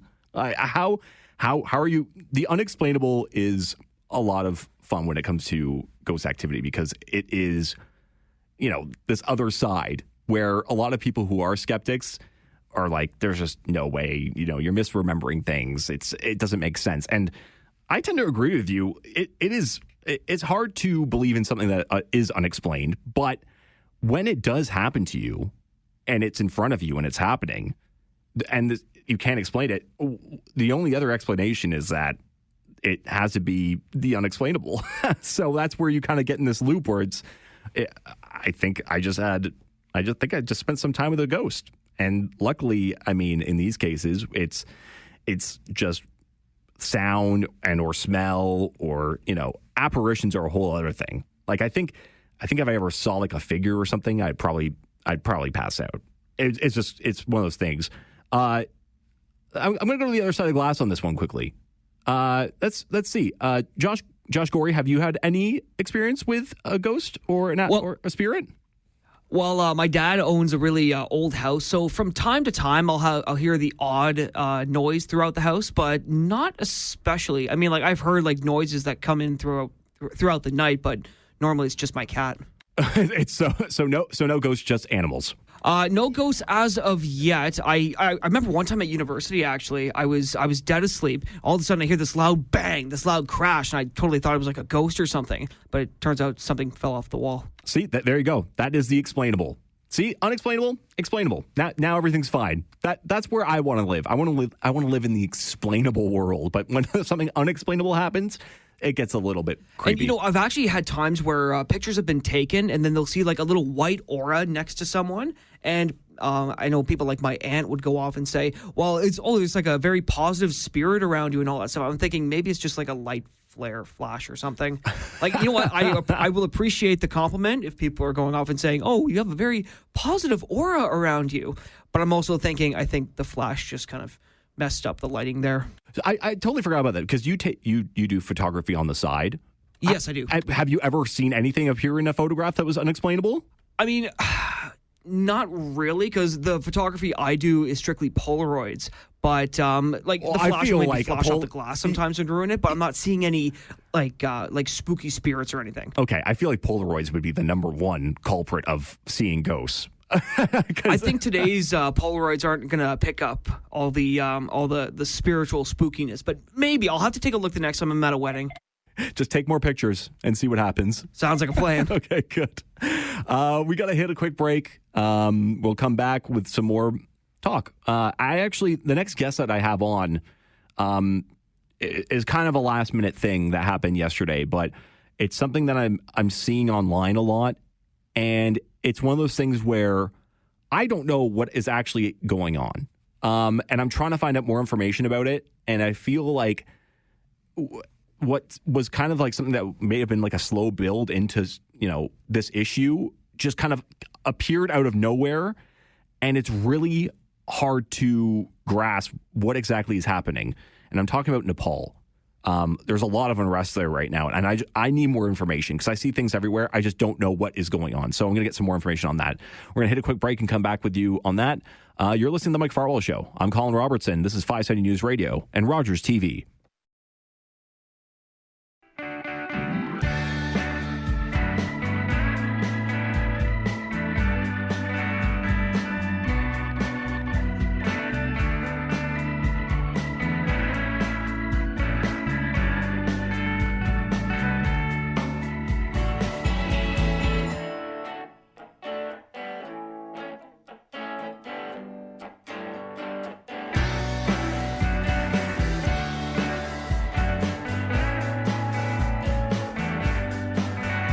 Welcome back to the Mike Farwell Show. I'm your guest host, Colin Robertson, for today. Now, just before that break, I was talking a little bit about Nepal. A lot has seemed to transpired in the last what seems like week, and I'm trying to get some context and trying to get as much information about it because I keep seeing glimpses. I keep seeing little bits and pieces of information and what's going on there. And so I decided that I would contact an expert. And Hari Casey joins us right now. He's a fellow and contract teaching faculty at Basili School of International Affairs, Wilfrid Laurier University Research Fellow, CERC in Migration and Integration, Toronto Metropolitan University. Hari, that is a fantastic title, a very long title, but you deserve it. And thank you so much for taking your time to be here today. Thank you very much, Robertson, for having me. Hari, okay. I'm going to ask you to go back to the beginning and where exactly this started, because the images and the videos that I keep seeing over what seems like the last week, maybe longer now, have gotten considerably more out of control. Looking at the latest, the Gen Z protest and political developments, it started from September 3rd when the government of Nepal put a ban on the use of social media platforms. And these young people, they call themselves Gen Z protest. They decided to go on protest against the government's decision on September 8th. And on the first day of the protest, there was massive participation. There were demonstrations and protests in the capital city, Kathmandu, and all across Nepal. And the police force, used excessive force, and 19 people were killed, and all of them were young college school students. Many of them were in school uniforms. So the next day, on September 9th, the protest intensified further. And there were massive destructions and arson and police brutality at the same time.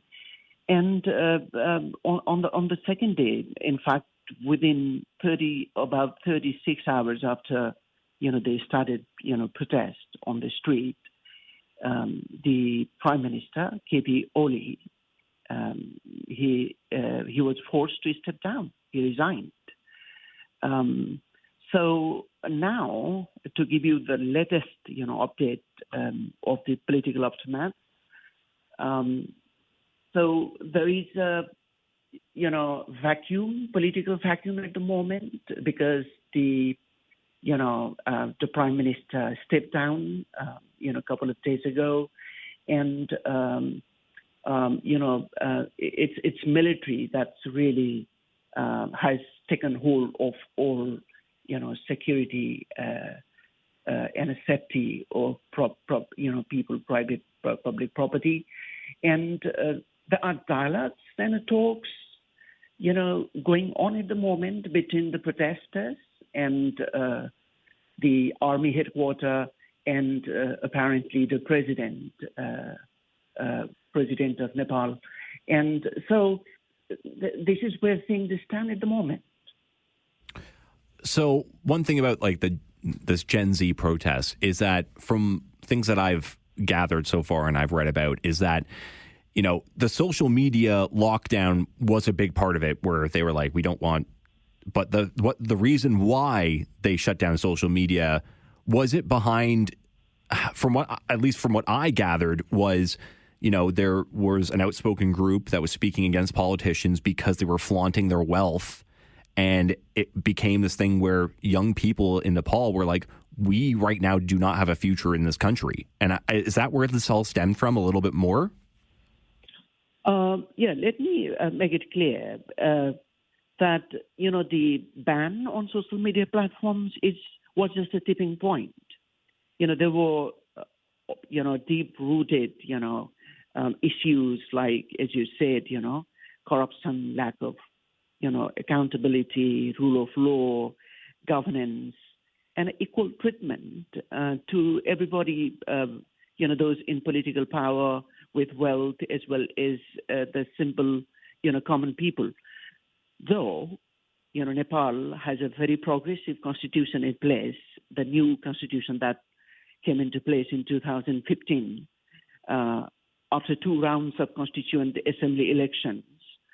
But it is largely in theory. They exist largely in theory, but not in practice. So therefore, it is very important to look at these political developments and the political, changes, against a backdrop of all these issues, long-standing issues in the Nepali political system, Nepali society. But what happened, after these platforms, social media platforms were banned, what happened is that I think these youngsters, the young people, Gen Z, social media platforms were the common means through which they expressed their anger and frustrations against the government, against irregularity. They even exposed corruption against ministers and government officials in power, at the helm of political power. But, once these means through which they were able to give vent to the anger and the frustrations, when they were banned, then they had no option, right? They started, it started spilling down on the street in the forms of protest. So therefore, the government, the ban on social media, this was not the first time. The government has been trying to do this sort of thing for quite some time, but the government was not able to do that because of the resentment and protest of people.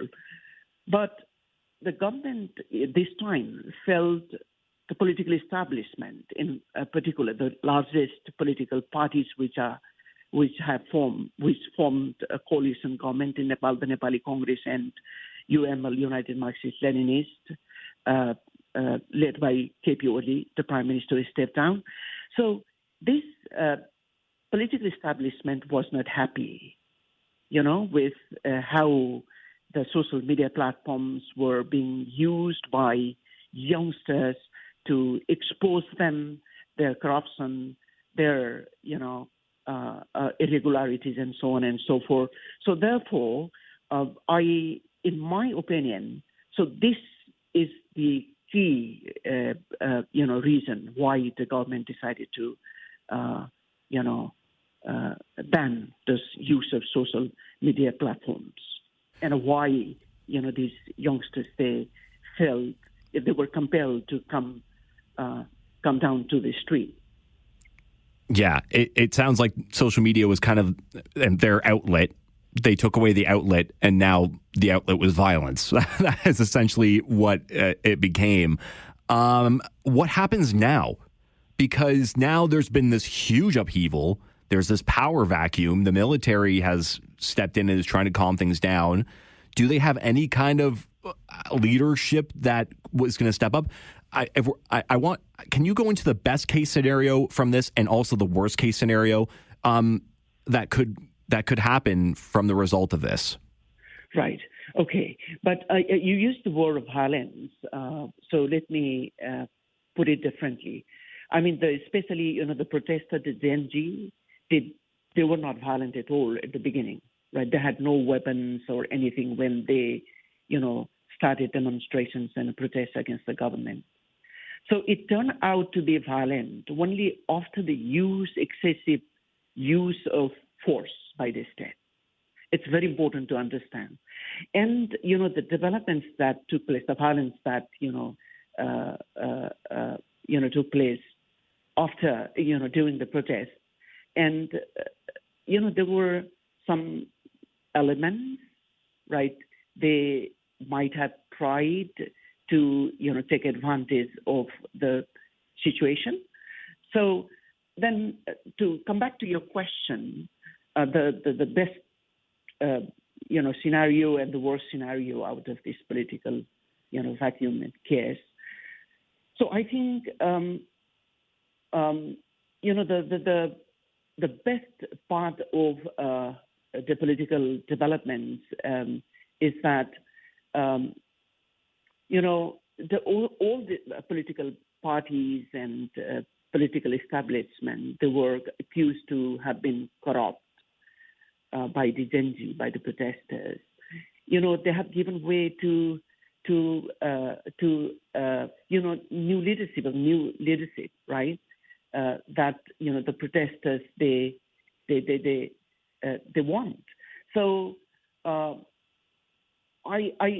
the best case scenario, if the new strong visionary leadership can be put in place, comes to power, then a lot of things can be done. There has been destruction there, but these properties, they can be reconstruction, rebuilding of what has been lost during the protest and demonstration, and more importantly, the corruption cases, the political leaders and people in bureaucracy who have, flaunted, as you pointed out, earlier, right, accumulated wealth through, corruption and irregular means.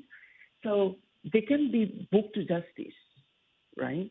And they can really envision, a good, bright future of Nepal based on equity, justice, social justice and equity and a good governance and a rule of law. And this is the best case scenario. And as I mentioned earlier, there are civil society, very strong presence of civil society organizations. So there have been talks about, former Chief Justice Susila Karki, she, Gen Z, they have proposed her to be the Prime Minister to head the interim government that will perhaps be mandated with holding fresh elections in the country. So talking about the worst scenario, so a lot of political forces, right? Even monarchy, those people who support monarchy, the king was ousted, monarchy was abolished in 2006, through a revolution, people's revolution. So there are also political forces that support the king. So, and the other forces, that are competing in sort of, taking to take credit, from these, successes or these achievements, political achievements, or to, manipulate and, the political vacuum in their benefit, in their interest. So if that happens, and these political forces that with different ideologies, different vested interests, if they, get a better hold of the situation, then it might even lead to, further uncertainty, further, chaos and a vacuum and prolongation of,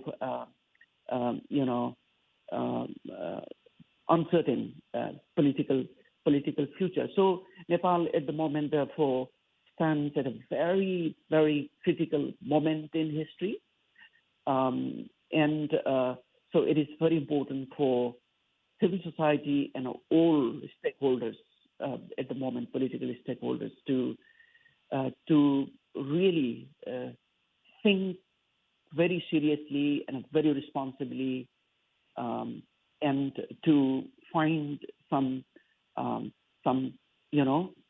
compromise. And the first step would be to put an interim government in place, so that this will be instrumental to bringing a lot of things to a bit of more stability and a peace.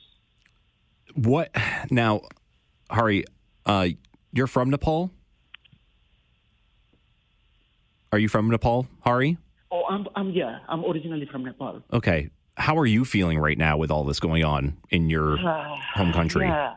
I mean, it's not easy. I mean, to see all the destruction, all the violence that is taking place there, especially the historical heritages, being demolished and arson being taking place in the capital city all across Nepal. It pains me. It's really painful. But, the bright side or the hopeful part of this is that, the positive changes will happen,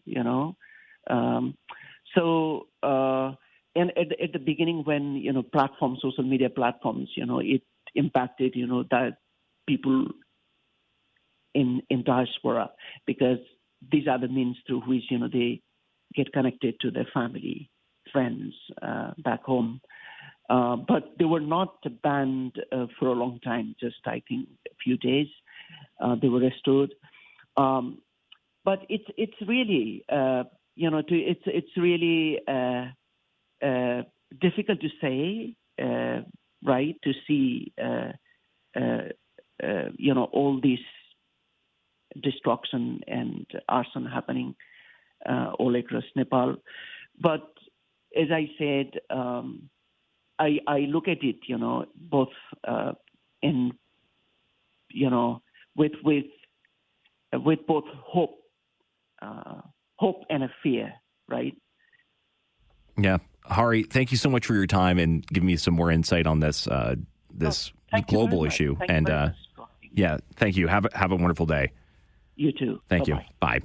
Hari KC, he is a fellow and contract teaching faculty member of Basili School of International Affairs, Wilfrid Laurier University Research Fellow, CERC in Migration and Integration at the Toronto Metropolitan University. Yeah, there's just so much going on. That's what this really comes down to. The world just feels like it's going through this massive change in different places. And we know of all these different battles that are taking place. And the one in Nepal seems to be kind of on this undercurrent. And maybe it's because social media was shut down there that, we weren't seeing all this huge uprising take place and this overthrow of power. It's fascinating to know how well we are connected and the connection that, is worldwide, but how quickly, if that's taken away, things like this don't really get out quick, or you don't really see too much about it because it's tough to know about. So thank you, Hari, for coming on and talking about your home country. And, it's going to be fascinating to see what happens over the next few months there, because it just happens so suddenly, where Gen Z basically overthrew the government. It's fascinating. We're going to take a quick break and we'll come back and we'll take your phone calls. We're getting close to the Talkback Hour at noon. So you're listening to 570 News Radio. I'm Colin Robertson and you're watching Rogers TV. Welcome back to the Mike Farwell Show. Colin Robertson in for Mike Farwell today. And I'm joined by kind of a guest. Kind of. But more so like a helper of Mike. A Mike helper. I prefer Mike's keeper. Mike's keeper is so just talk about your role a little bit here at on the Farwell Show. Well, I'm producing this show for now. Been doing this for, oh my goodness, since like April now. And I get to work with Farwell every day, which is actually a lot more fun than people would think it is. He is a super awesome guy and teaches me a lot. But producing also just gets me talking to people, and I don't know, I guess kind of like to be able to get the news stories for him and things like that. Well, excellent. Justine, we will be joining me for Talkback now. We're going to go to a break quickly, and we'll come back with Talkback. So you can start filling those lines. There's lots of things going on right now. Mark Carney is about to announce the wave of projects that are going to be coming out for the nation building stuff. So it'll be very interesting to see what is said there. So we'll take a break, and we'll come back with you. This is the Mike Farwell Show. I'm Colin Robertson, 570 News Radio. Take out the papers and the trash.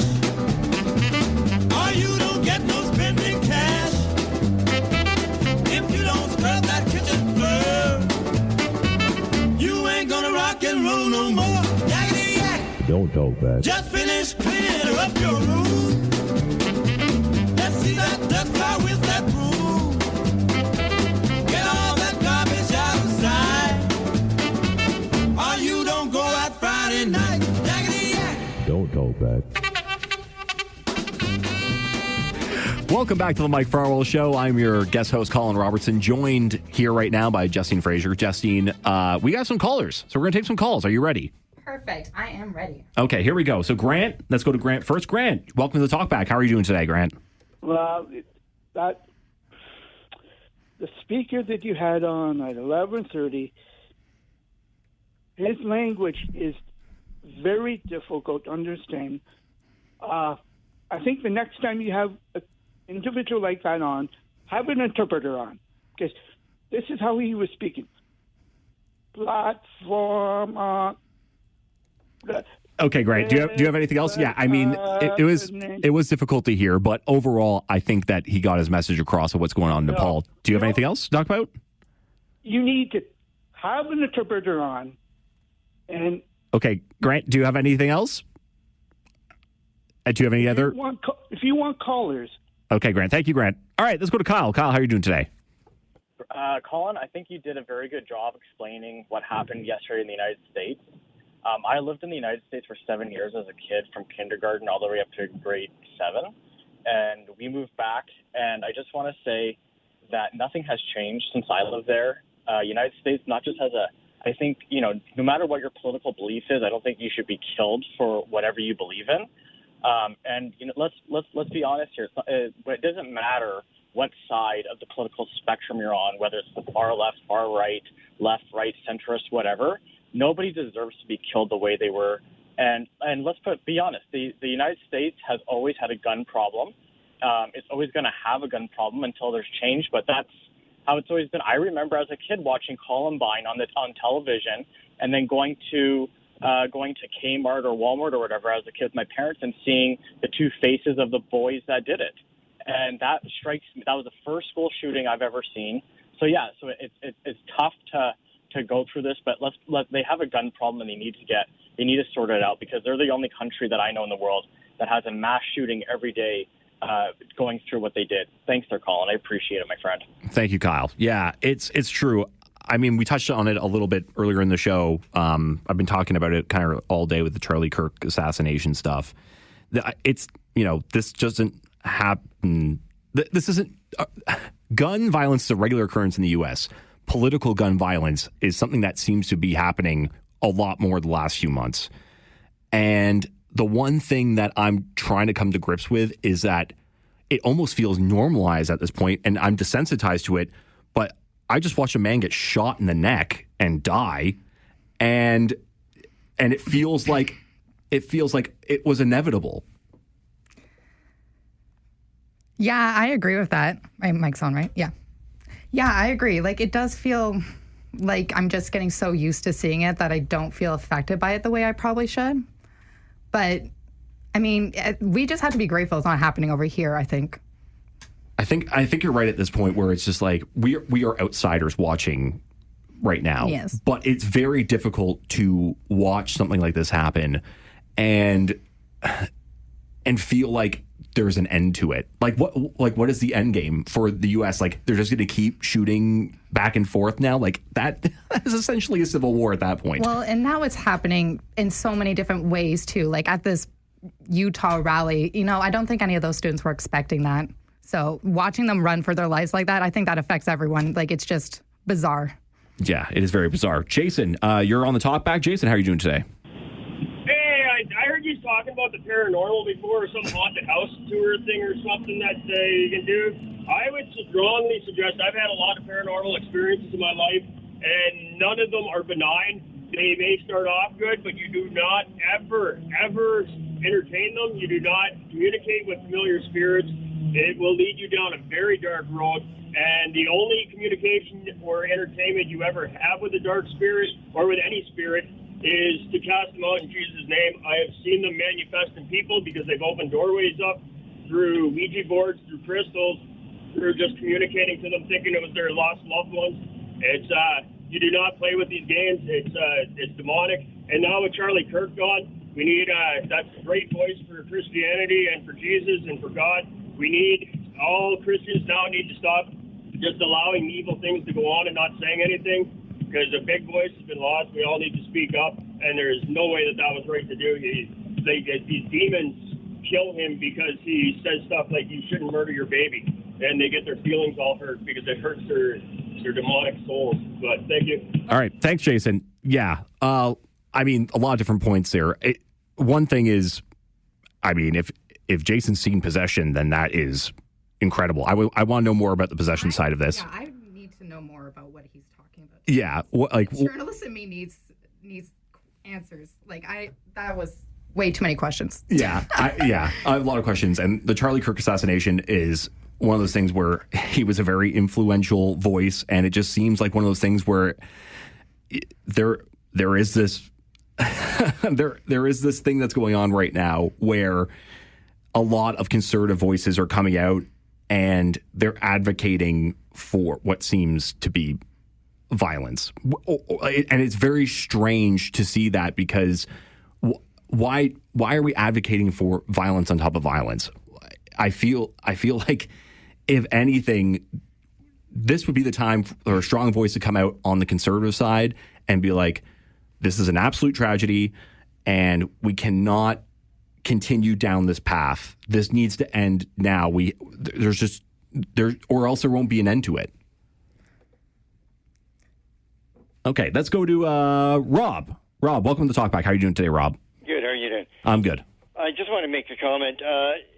We need to be clear that whoever shot Charlie Kirk, that was a hired assassin.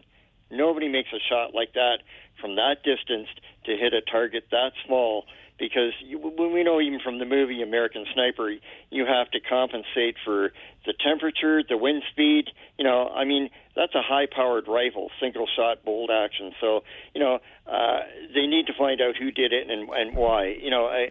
Guns can be a problem, but so can cars. We found out that anybody can murder somebody if they're crazy enough to do so. So, this idea that blaming guns is the whole problem. It's not the problem. It's like they need to develop testing to try and sort out who should have a firearm, who shouldn't. But I mean, our legal system is so broken. We let pedophiles and murderers back out on the streets before they should even see the light of day. So I don't know how the system's going to be fixed, but anyways, God bless us all. Yeah, thanks, Rob. Yeah, it's true. Guns are a piece of this problem. They're not the overall arching problem. It's not like a gun shoots itself. I totally get where he's coming from. There needs to be some kind of, check and balance here to make sure that the person who is acquiring a weapon is of sound mind when they get it. And that, I don't feel like that happens a lot in the States with the way that the guns flow there. I think it's obvious it's not happening. I mean, if it was happening, we wouldn't even be reporting on things like that. So, at the end of the day, they need stronger gun regulations. But I do agree. It seems very targeted, the Charlie Kirk attack, without going there too much. It feels maybe assassiny, but too early to tell. I agree with you. It is absolutely an assassination, because I mean, this is not like a close-up shooter with a pistol. Like, just in this is a person who was over 100 yards away. What seems like right now, with the information that we have, was on top of a building with a bolt-action rifle and took a single shot at a guy and killed him. It is absolutely an assassination. I think most of us would never be able to actually make that shot. So there's that. It's very. It's that part of it is very interesting. So when we find out more about who the shooter is eventually, that will be the story of who are the who is this person? If it's maybe connected to all the Trump shootings that happened a while ago.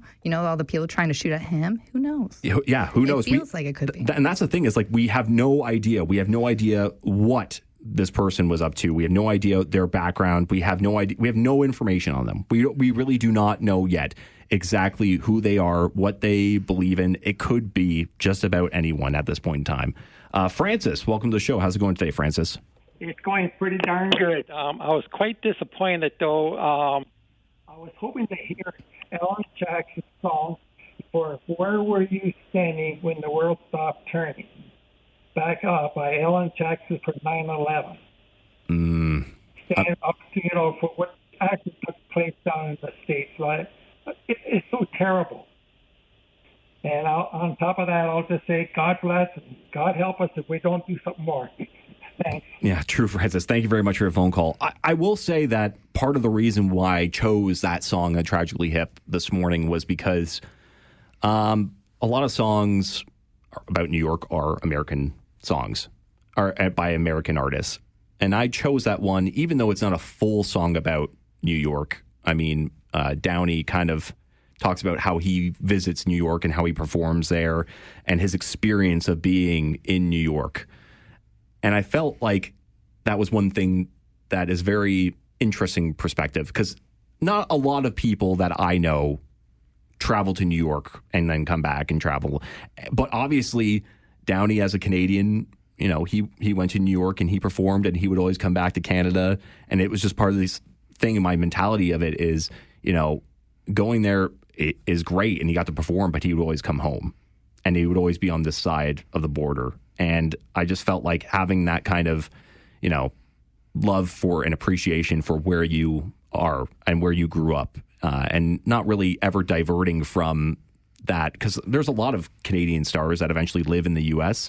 They go to the States and then they're just kind of part of the U.S. A lot of them are moving back now, though. Exactly. And We're getting our stars back. they're coming back, people. They are coming back. And hopefully we'll get some new ones. That would be fun. We're opening the Stars Adoption Agency now. Let's get some more comedians and, you know, make Canada funny again. Canada funny again. Let's go to Frank. Frank, how are you doing today? Yeah, just great. Thank you. I just called and I wanted to say thank you. You had the most poignant and powerful opening to the show in my experience, and I want to thank you for that. It was very, very powerful. I really appreciate it, Frank. I've been, like I said, I've been thinking about it for a few weeks now, and I really tried to get a point across that I was really feeling this morning. Well, you got the point across. Thank you again. Thank you, Frank. I appreciate that. Like I said, it's very difficult to talk about, and I can't really put my finger on it why that this time it's affecting me more than ever. And I think it's just because of the way that I'm viewing the U.S. right now and the way that this relationship has gone toward. I've a ton of friends in the U.S. Like I just do, and I talk to them all the time. And a lot of them have a lot of different views, and I've come to terms with that. But I've been friends with them for so long where, you know, they're still part of my friend group, and I still respect what they have to say, and I still listen to them, and they still listen to me. And I just think that sometimes we get lost that, you know, these voices like have deeper problems behind them. Like there's other things going on. They're not just advocating for hate, but I know it sure seems that way, but some people are just angry. They're angry at the system and what the system has done to them. And I think that got lost a lot along the way. And now there's been people that have taken advantage of that have taken advantage of people's anger to spout more anger. Oh, of course. And it's just created this system. If you're a politician and you're Republican, you can feed off that to get elected pretty easily. Do you feel like... You have to remember, like, so a lot of it is just propaganda because they think it'll get them elected. Because when you talk to the people really on the ground, they are like, no, this isn't happening the way you think it is. Media is exaggerating things. My own sister who lives in California tells me all the time she thinks the media is exaggerating the situation. Then we have to have that argument. And then we have to have that argument. And that is a long talk. Yes, she has the science perspective. I have the journalist perspective. And we just keep going for a while. But honestly, I think, like, she's in California, which is so democratic, right? Like, they're in a better situation than most, except for LA, of course. But I think she's told me, like, she's not seen the raids. She's not seen ICE. It's not happening the way we think it is. So... Who knows? So she's looking at it like, oh, I'm seeing a lot of social media about this, and that's kind of, it's being exaggerated. Interesting. Yeah, she thinks it's exaggerated. Interesting. Okay, well, yeah. That's her opinion. Yeah. Everyone's got opinions. You have opinions. You should call in with your opinion right now. Lots of topics that we talked about today. I'll be glad to hear from you. I'm Colin Robertson, and I'm here with Justine Fraser. Thank you very much for joining me. Oh, no problem. And we're going to take a quick break, and we'll be back. This is the Mike Farwell Show on 570 News Radio and Rogers TV.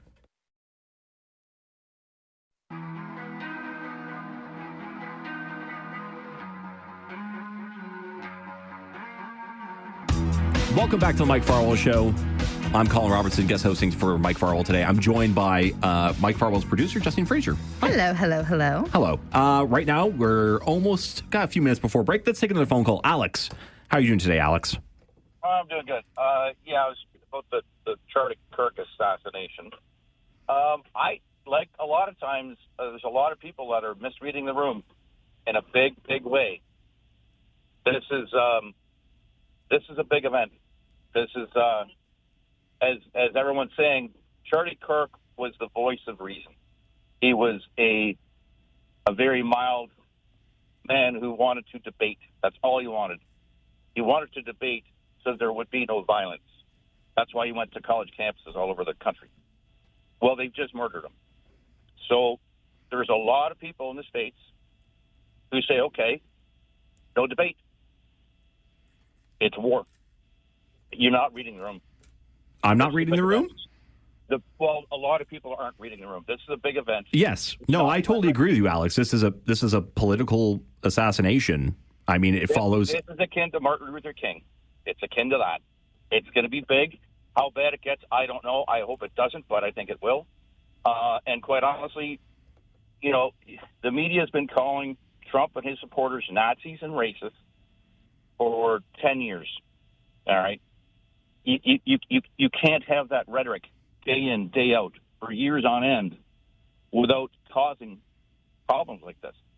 Do you feel like that rhetoric is one-sided only?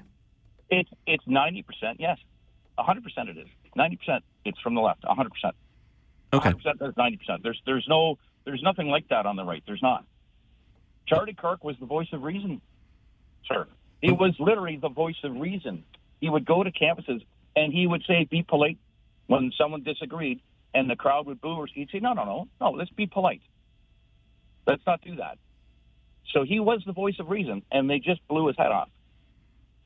Yeah. No, I do get what you're saying, Alex. It's it is. You can only push people so far. You can only push people so far. And this comes on the heels of the insanity that was COVID. It comes on the heels of them trying to assassinate Trump.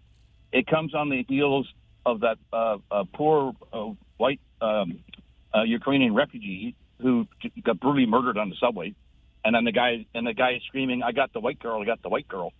I mean, these things don't happen in a vacuum. And then you've got the majority of the press calling half the country Nazis and racists. And I'm telling you, it's not going to end well. I hope and pray that it doesn't get really bad. But I'm telling you, this is a big event. Yeah. I don't think a lot of people haven't realized what a watershed event this is. Yeah. Thank you, Alex. Yeah, I get what you saying about this being a big event, because it does feel like a big event. It is. I think that's the main takeaway, is that this... I don't know if it's going to be Martin Luther King type, but I do agree. I think it'll be on that level. But here's the thing, is that 50% of America voted for Trump, and a lot of them were Charlie Kirk supporters, and that whole group that he led of young Americans. I mean, I don't see them as the same person. He was quite a voice. But I see them as like they were voices for their for their people, like for their people that they were going for. And to be honest, Gen Z has kind of proven to us lately that they will light things on fire if we make them upset. So we'll see. Yeah, and that's true too. Yeah. All right, and okay, we got to take a quick break. More phone calls coming in. Martin, can you hold on? We're going to go get a quick news update, which includes now, I was just told by Josh Gorey that there is a photo out of the shooter of Charlie Kirk, the assassination. The FBI has tweeted out who they believe at this time, after basically questioning two other people who were shortly let go afterwards. So we're still following the story. There's still a lot going on with it.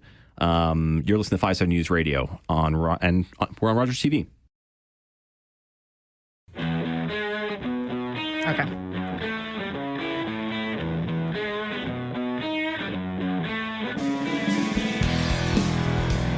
are listening to the Talkback Hour on the Mike Farwell Show. I'm Justine Fraser, Mike Farwell's producer. I'm with Colin Robertson, our news director over here, filling in for Mike as he takes a day off.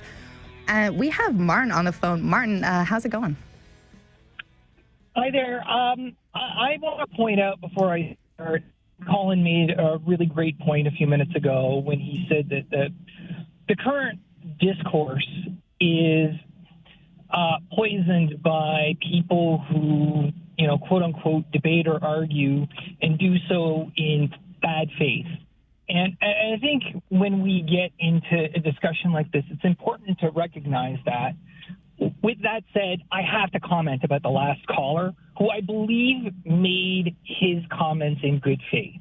However, I'm going to have to disagree with anyone who says that Charlie Kirk is a voice of reason.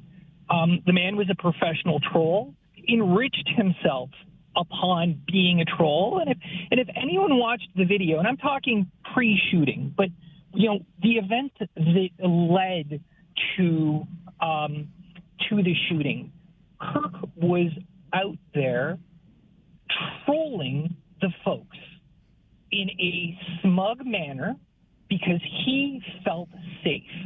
Here's a man who he himself said that some shooting deaths were okay if it meant freedom and the Second Amendment.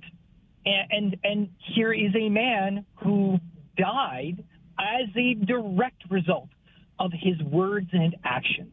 He was not a man of substance and was not a man who acted in good faith. And that's really all I have to say. Yeah, that's fair enough. Honestly, I think there are probably some people that would maybe agree with that statement, for sure. And, Charlie Kirk, he was not loved by everyone, for sure. But, still, what happened was tragic, very tragic.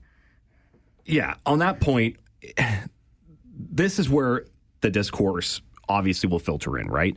Where it's, we're so divided. It's just two sides now. It's like either you didn't like Charlie Kirk because you're on one side, or you did like Charlie Kirk because you're on the other side. But I am fine with talking to these people as long as we keep it civil and we're talking in good faith. Like Martin was saying, like that is the spirit of debate. I'm sure that's what it's democracy. That is democracy, and that's what we're here for. So, and that's why we're going to keep taking your calls on this because we need a little bit more of that. I think we need a little bit more of that. Ernie, how are you doing today, Ernie? Hey, how's it going? I'm good. How are you? Hi. I'm good. A bit of a heated topic there.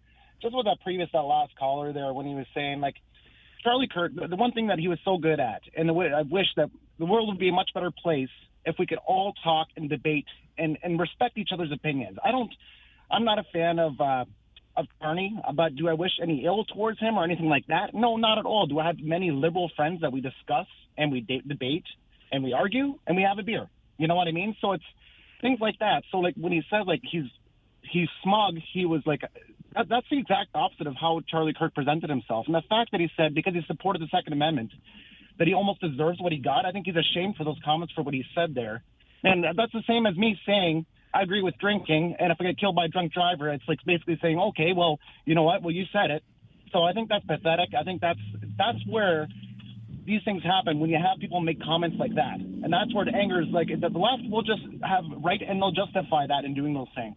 That's what I got to say, Colin. Sorry, I'm a little fired up here. That's okay, Ernie. Honestly, that was a very poignant call, I think. Yeah. Point made. Yeah, definitely a point made there. What's our next caller's name? I can't read that. Oh, it's Manny. Manny. Oh.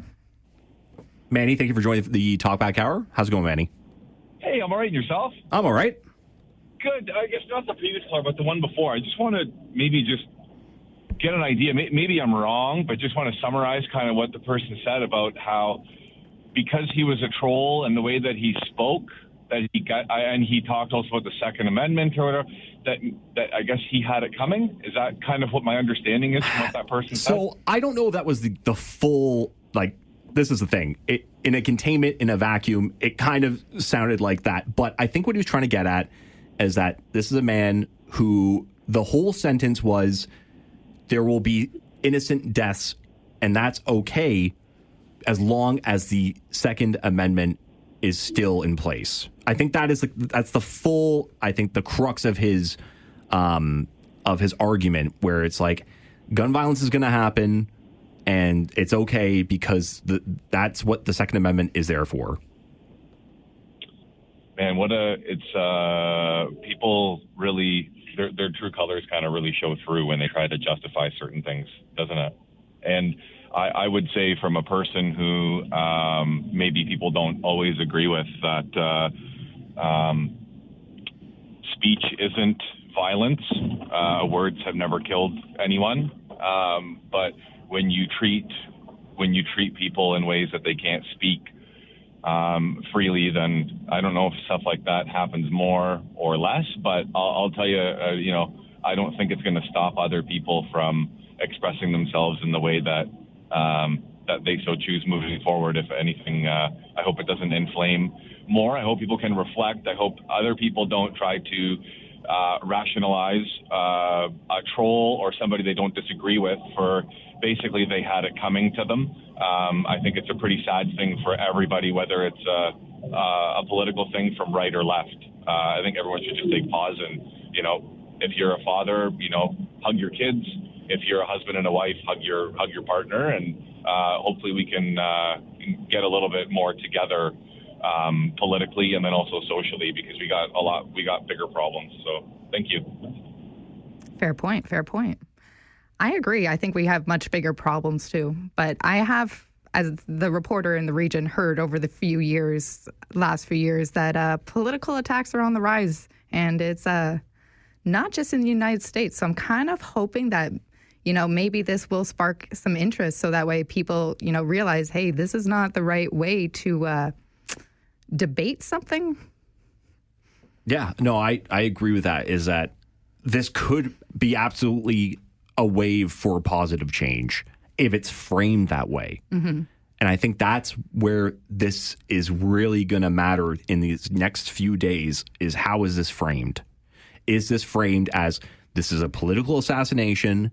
We need to go after a whole bunch of people for this, and it's war, and, at all costs. The scary part is that Trump is president. So now we don't know what he's going to say, and that's basically what we're waiting for next, I think. You're right. The unpredictability of Trump in this situation is also a big factor in it. Yeah. I mean, when he spoke, he said he was going to give Charlie Kirk the Medal of Freedom as part of, that. But, yesterday it was a lot of calling the radical left and all that stuff. Yeah, he said something about terrorism at some point, which seems, but yeah, we kind of have to wait to see how he's going to keep going with this one, I think. Yeah, and I totally agree.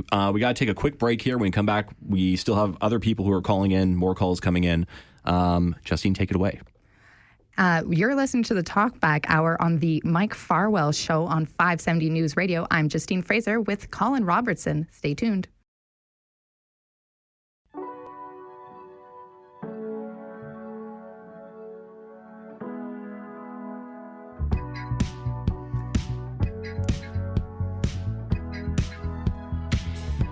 You're listening to the Talkback Hour on the Mike Farwell Show. I'm Justine Fraser, Mike Farwell's producer. I don't know who let me in here, but somebody did. I'm with Colin Robertson, and we have Lisa on the phone. Lisa, how's it going? Good. How are you? I'm doing pretty good. What's going on today? Well, I'm just listening to all of the conversation, and unless I've missed it, that there's something that I don't think's really been addressed in all of these cases, because everyone has things that they're not happy about. Everyone's got people that they're not happy about. But what separates the people that are acting in this way from most of society is that there's got to be a mental health issue, because most of us don't pick up a gun and go and shoot someone. There's definitely mental health issues that are not being addressed in a lot of society right now, and I think there's got to be some key triggers that people aren't seeing.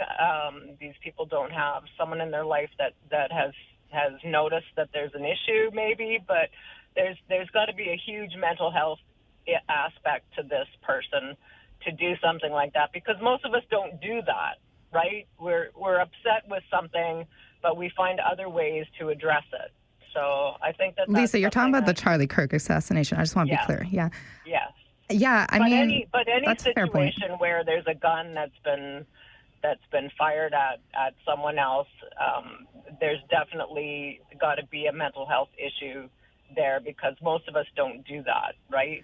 I mean, I want to agree with that, but there's a lot of reasons somebody might do that. Hired hitmen, maybe Olympic Games. So, but I do agree, like, mental health, of course, plays a part in that for sure. I still think in these mass shootings, there's definitely a mental health issue. Those aren't hitmen. Yes, those for sure. Someone who's got some axe to grind, and or they feel that they've been slighted in some way, and I mean, you just don't do that, right? Or at least I wouldn't. I would hope you wouldn't. I wouldn't do it either, Lisa. You know, that's just not a polite thing to do, and it's not the Canadian way, in my opinion. No, but it happens in Canada too. There's been mass shootings and situations like that in Canada, and there's been terrible cases of stalkers or Paul Bernardo, for instance. Mm-hmm. There's Of course, There's definitely other factors. I mean, I don't think anyone's going to disagree, Lisa, that mental health kind of probably took some toll on people, especially after the pandemic there. I'm just going to say it probably did. So, yeah, maybe it's an effect of that. Maybe it's not. We'll find out, I guess. I guess, hopefully. Anyway, have a good day. Thank you, Lisa. And next, we're going to go to Paul. Paul, how's it going?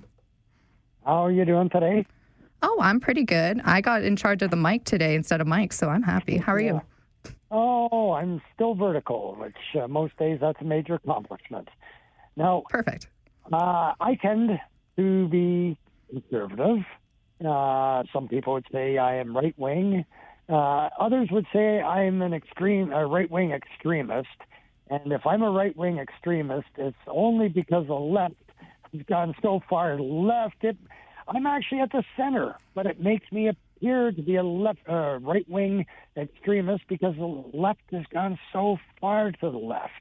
Now, I'm willing to carry on a conversation. Hey, I talk with Mike all the time. So, look, there's proof that I'm willing to have an open dialogue with people. I'm willing to discuss things. There's a lot of us, we get together once in a while, and we invite everybody to come out and discuss political issues. They tend to be mostly conservatives that show up because those on the left do not want to discuss things. If you raise a topic that they don't like, then all the ifs come out. Racist, fascist, everything else. They just start yelling and screaming. They work on the basis that if you say it loud enough and long enough, then it must be true. People that tend to lean towards the right, which is actually the center these days, are willing to discuss things. People on the left, it's my way or the highway. And this is what is wrong. People are no longer willing to have an open discussion. Charlie Kirk always invited people to say their piece. And if you watched any of his stuff, some of these students said some pretty outrageous things. And then he went down and he broke down, clarified exactly what they were saying, and then questioned, well, how about this? How about that? And just presented a logical argument. And that's all he did, was present a logical argument, but the left can't handle that. Fair enough, Paul. I think there's some points made there. I know that some callers probably going to call to fire back at that one, but thank you, Paul, for that. Spencer, we got you on the line. How's it going, Spencer? How are you doing? Pretty good. What's going on? Well, I'm sure top of the town today is definitely the assassination of Charlie Kirk. Keyword assassination. This was definitely an assassination. In my opinion, a coordinated assassination of someone who is very, very talkative about politics in the United States. Obviously, the FBI is going to do their work on investigating it, but from what I've seen, this definitely seems to be an assassination. That is a key word.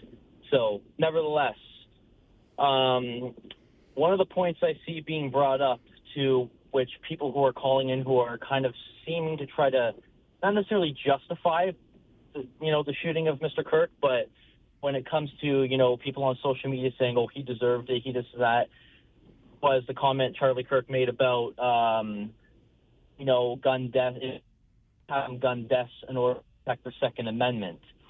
And I think that's more a headline, and I think if we need, more into that, I feel like there definitely could be some added context to that. Second point is that I think a lot of people are very misinformed on why the Second Amendment was established in the United States. It wasn't established for playing or fishing or any of that. It was established so that the citizens of the United States could protect themselves from tyranny, from a government that overreaches their civil rights. And for someone to be respectful debate with Losing you a little bit there, Spencer. Can you repeat that last sentence? And it is very dangerous, and we're losing Spencer a little bit here. Honestly, I think the point was made, though.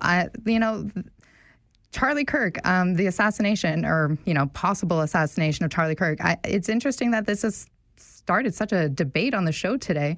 But, call in and let us know what you think. We also had some other topics if you guys want. We are open to also hearing your ghost stories today. We have a couple more minutes if anybody wants to call in. Call in. I know you said that you had a ghost story and you were telling it earlier. Yeah, I'm still terrified by it. That ghost story still, it haunts me. I can never, ever go back to that house. It's not going to happen. There's just no way. And that was a Etobicoke? Yeah, that was in Etobicoke. That was terrifying. I just can't even deal with that. Oh, man. Oh. We are getting awfully close to the end of the show here. So just real quick, Justine, I want to ask you a quick question. How would you feel about hosting the show tomorrow? I guess. You guess? Okay. I guess. Okay. I guess if Mike wants the day off, that's fine. That's very nice of you. That's very, very, very kind of you. Just Thank kidding. you, Justine. Very excited. Okay, excellent. So we're just about to finish with the show here. Thank you so much, everyone, for taking the time to listen and calling in today. We had so many great conversations, and I think that's one thing that I really hope you continue to bring, because we're currently at a time where it seems like those conversations have fallen by the wayside, and I'm glad that I got to engage with everyone on this topic, especially the Charlie Kirk thing, because it is, in my eyes, a political assassination. Like this was to eliminate a voice from one side. Now, that should never happen. Like gun violence and the shooting death of a politician or an activist or anything like that is net zero to everybody. There is no benefit at all to anybody. So it's not very democratic. And it's not very democratic. No. And so that's what we'll end today. So you've been listening to the Mike Farwell Show and watching on Rogers TV. Thank you so much, everyone, for joining us today. Justine, take it away. Thank you. And please join in tomorrow. And tomorrow we are kind of just letting you guys pick what music you want to listen to. I kind of want to just know, what do you guys want to listen to? So call in tomorrow and we're going to play it.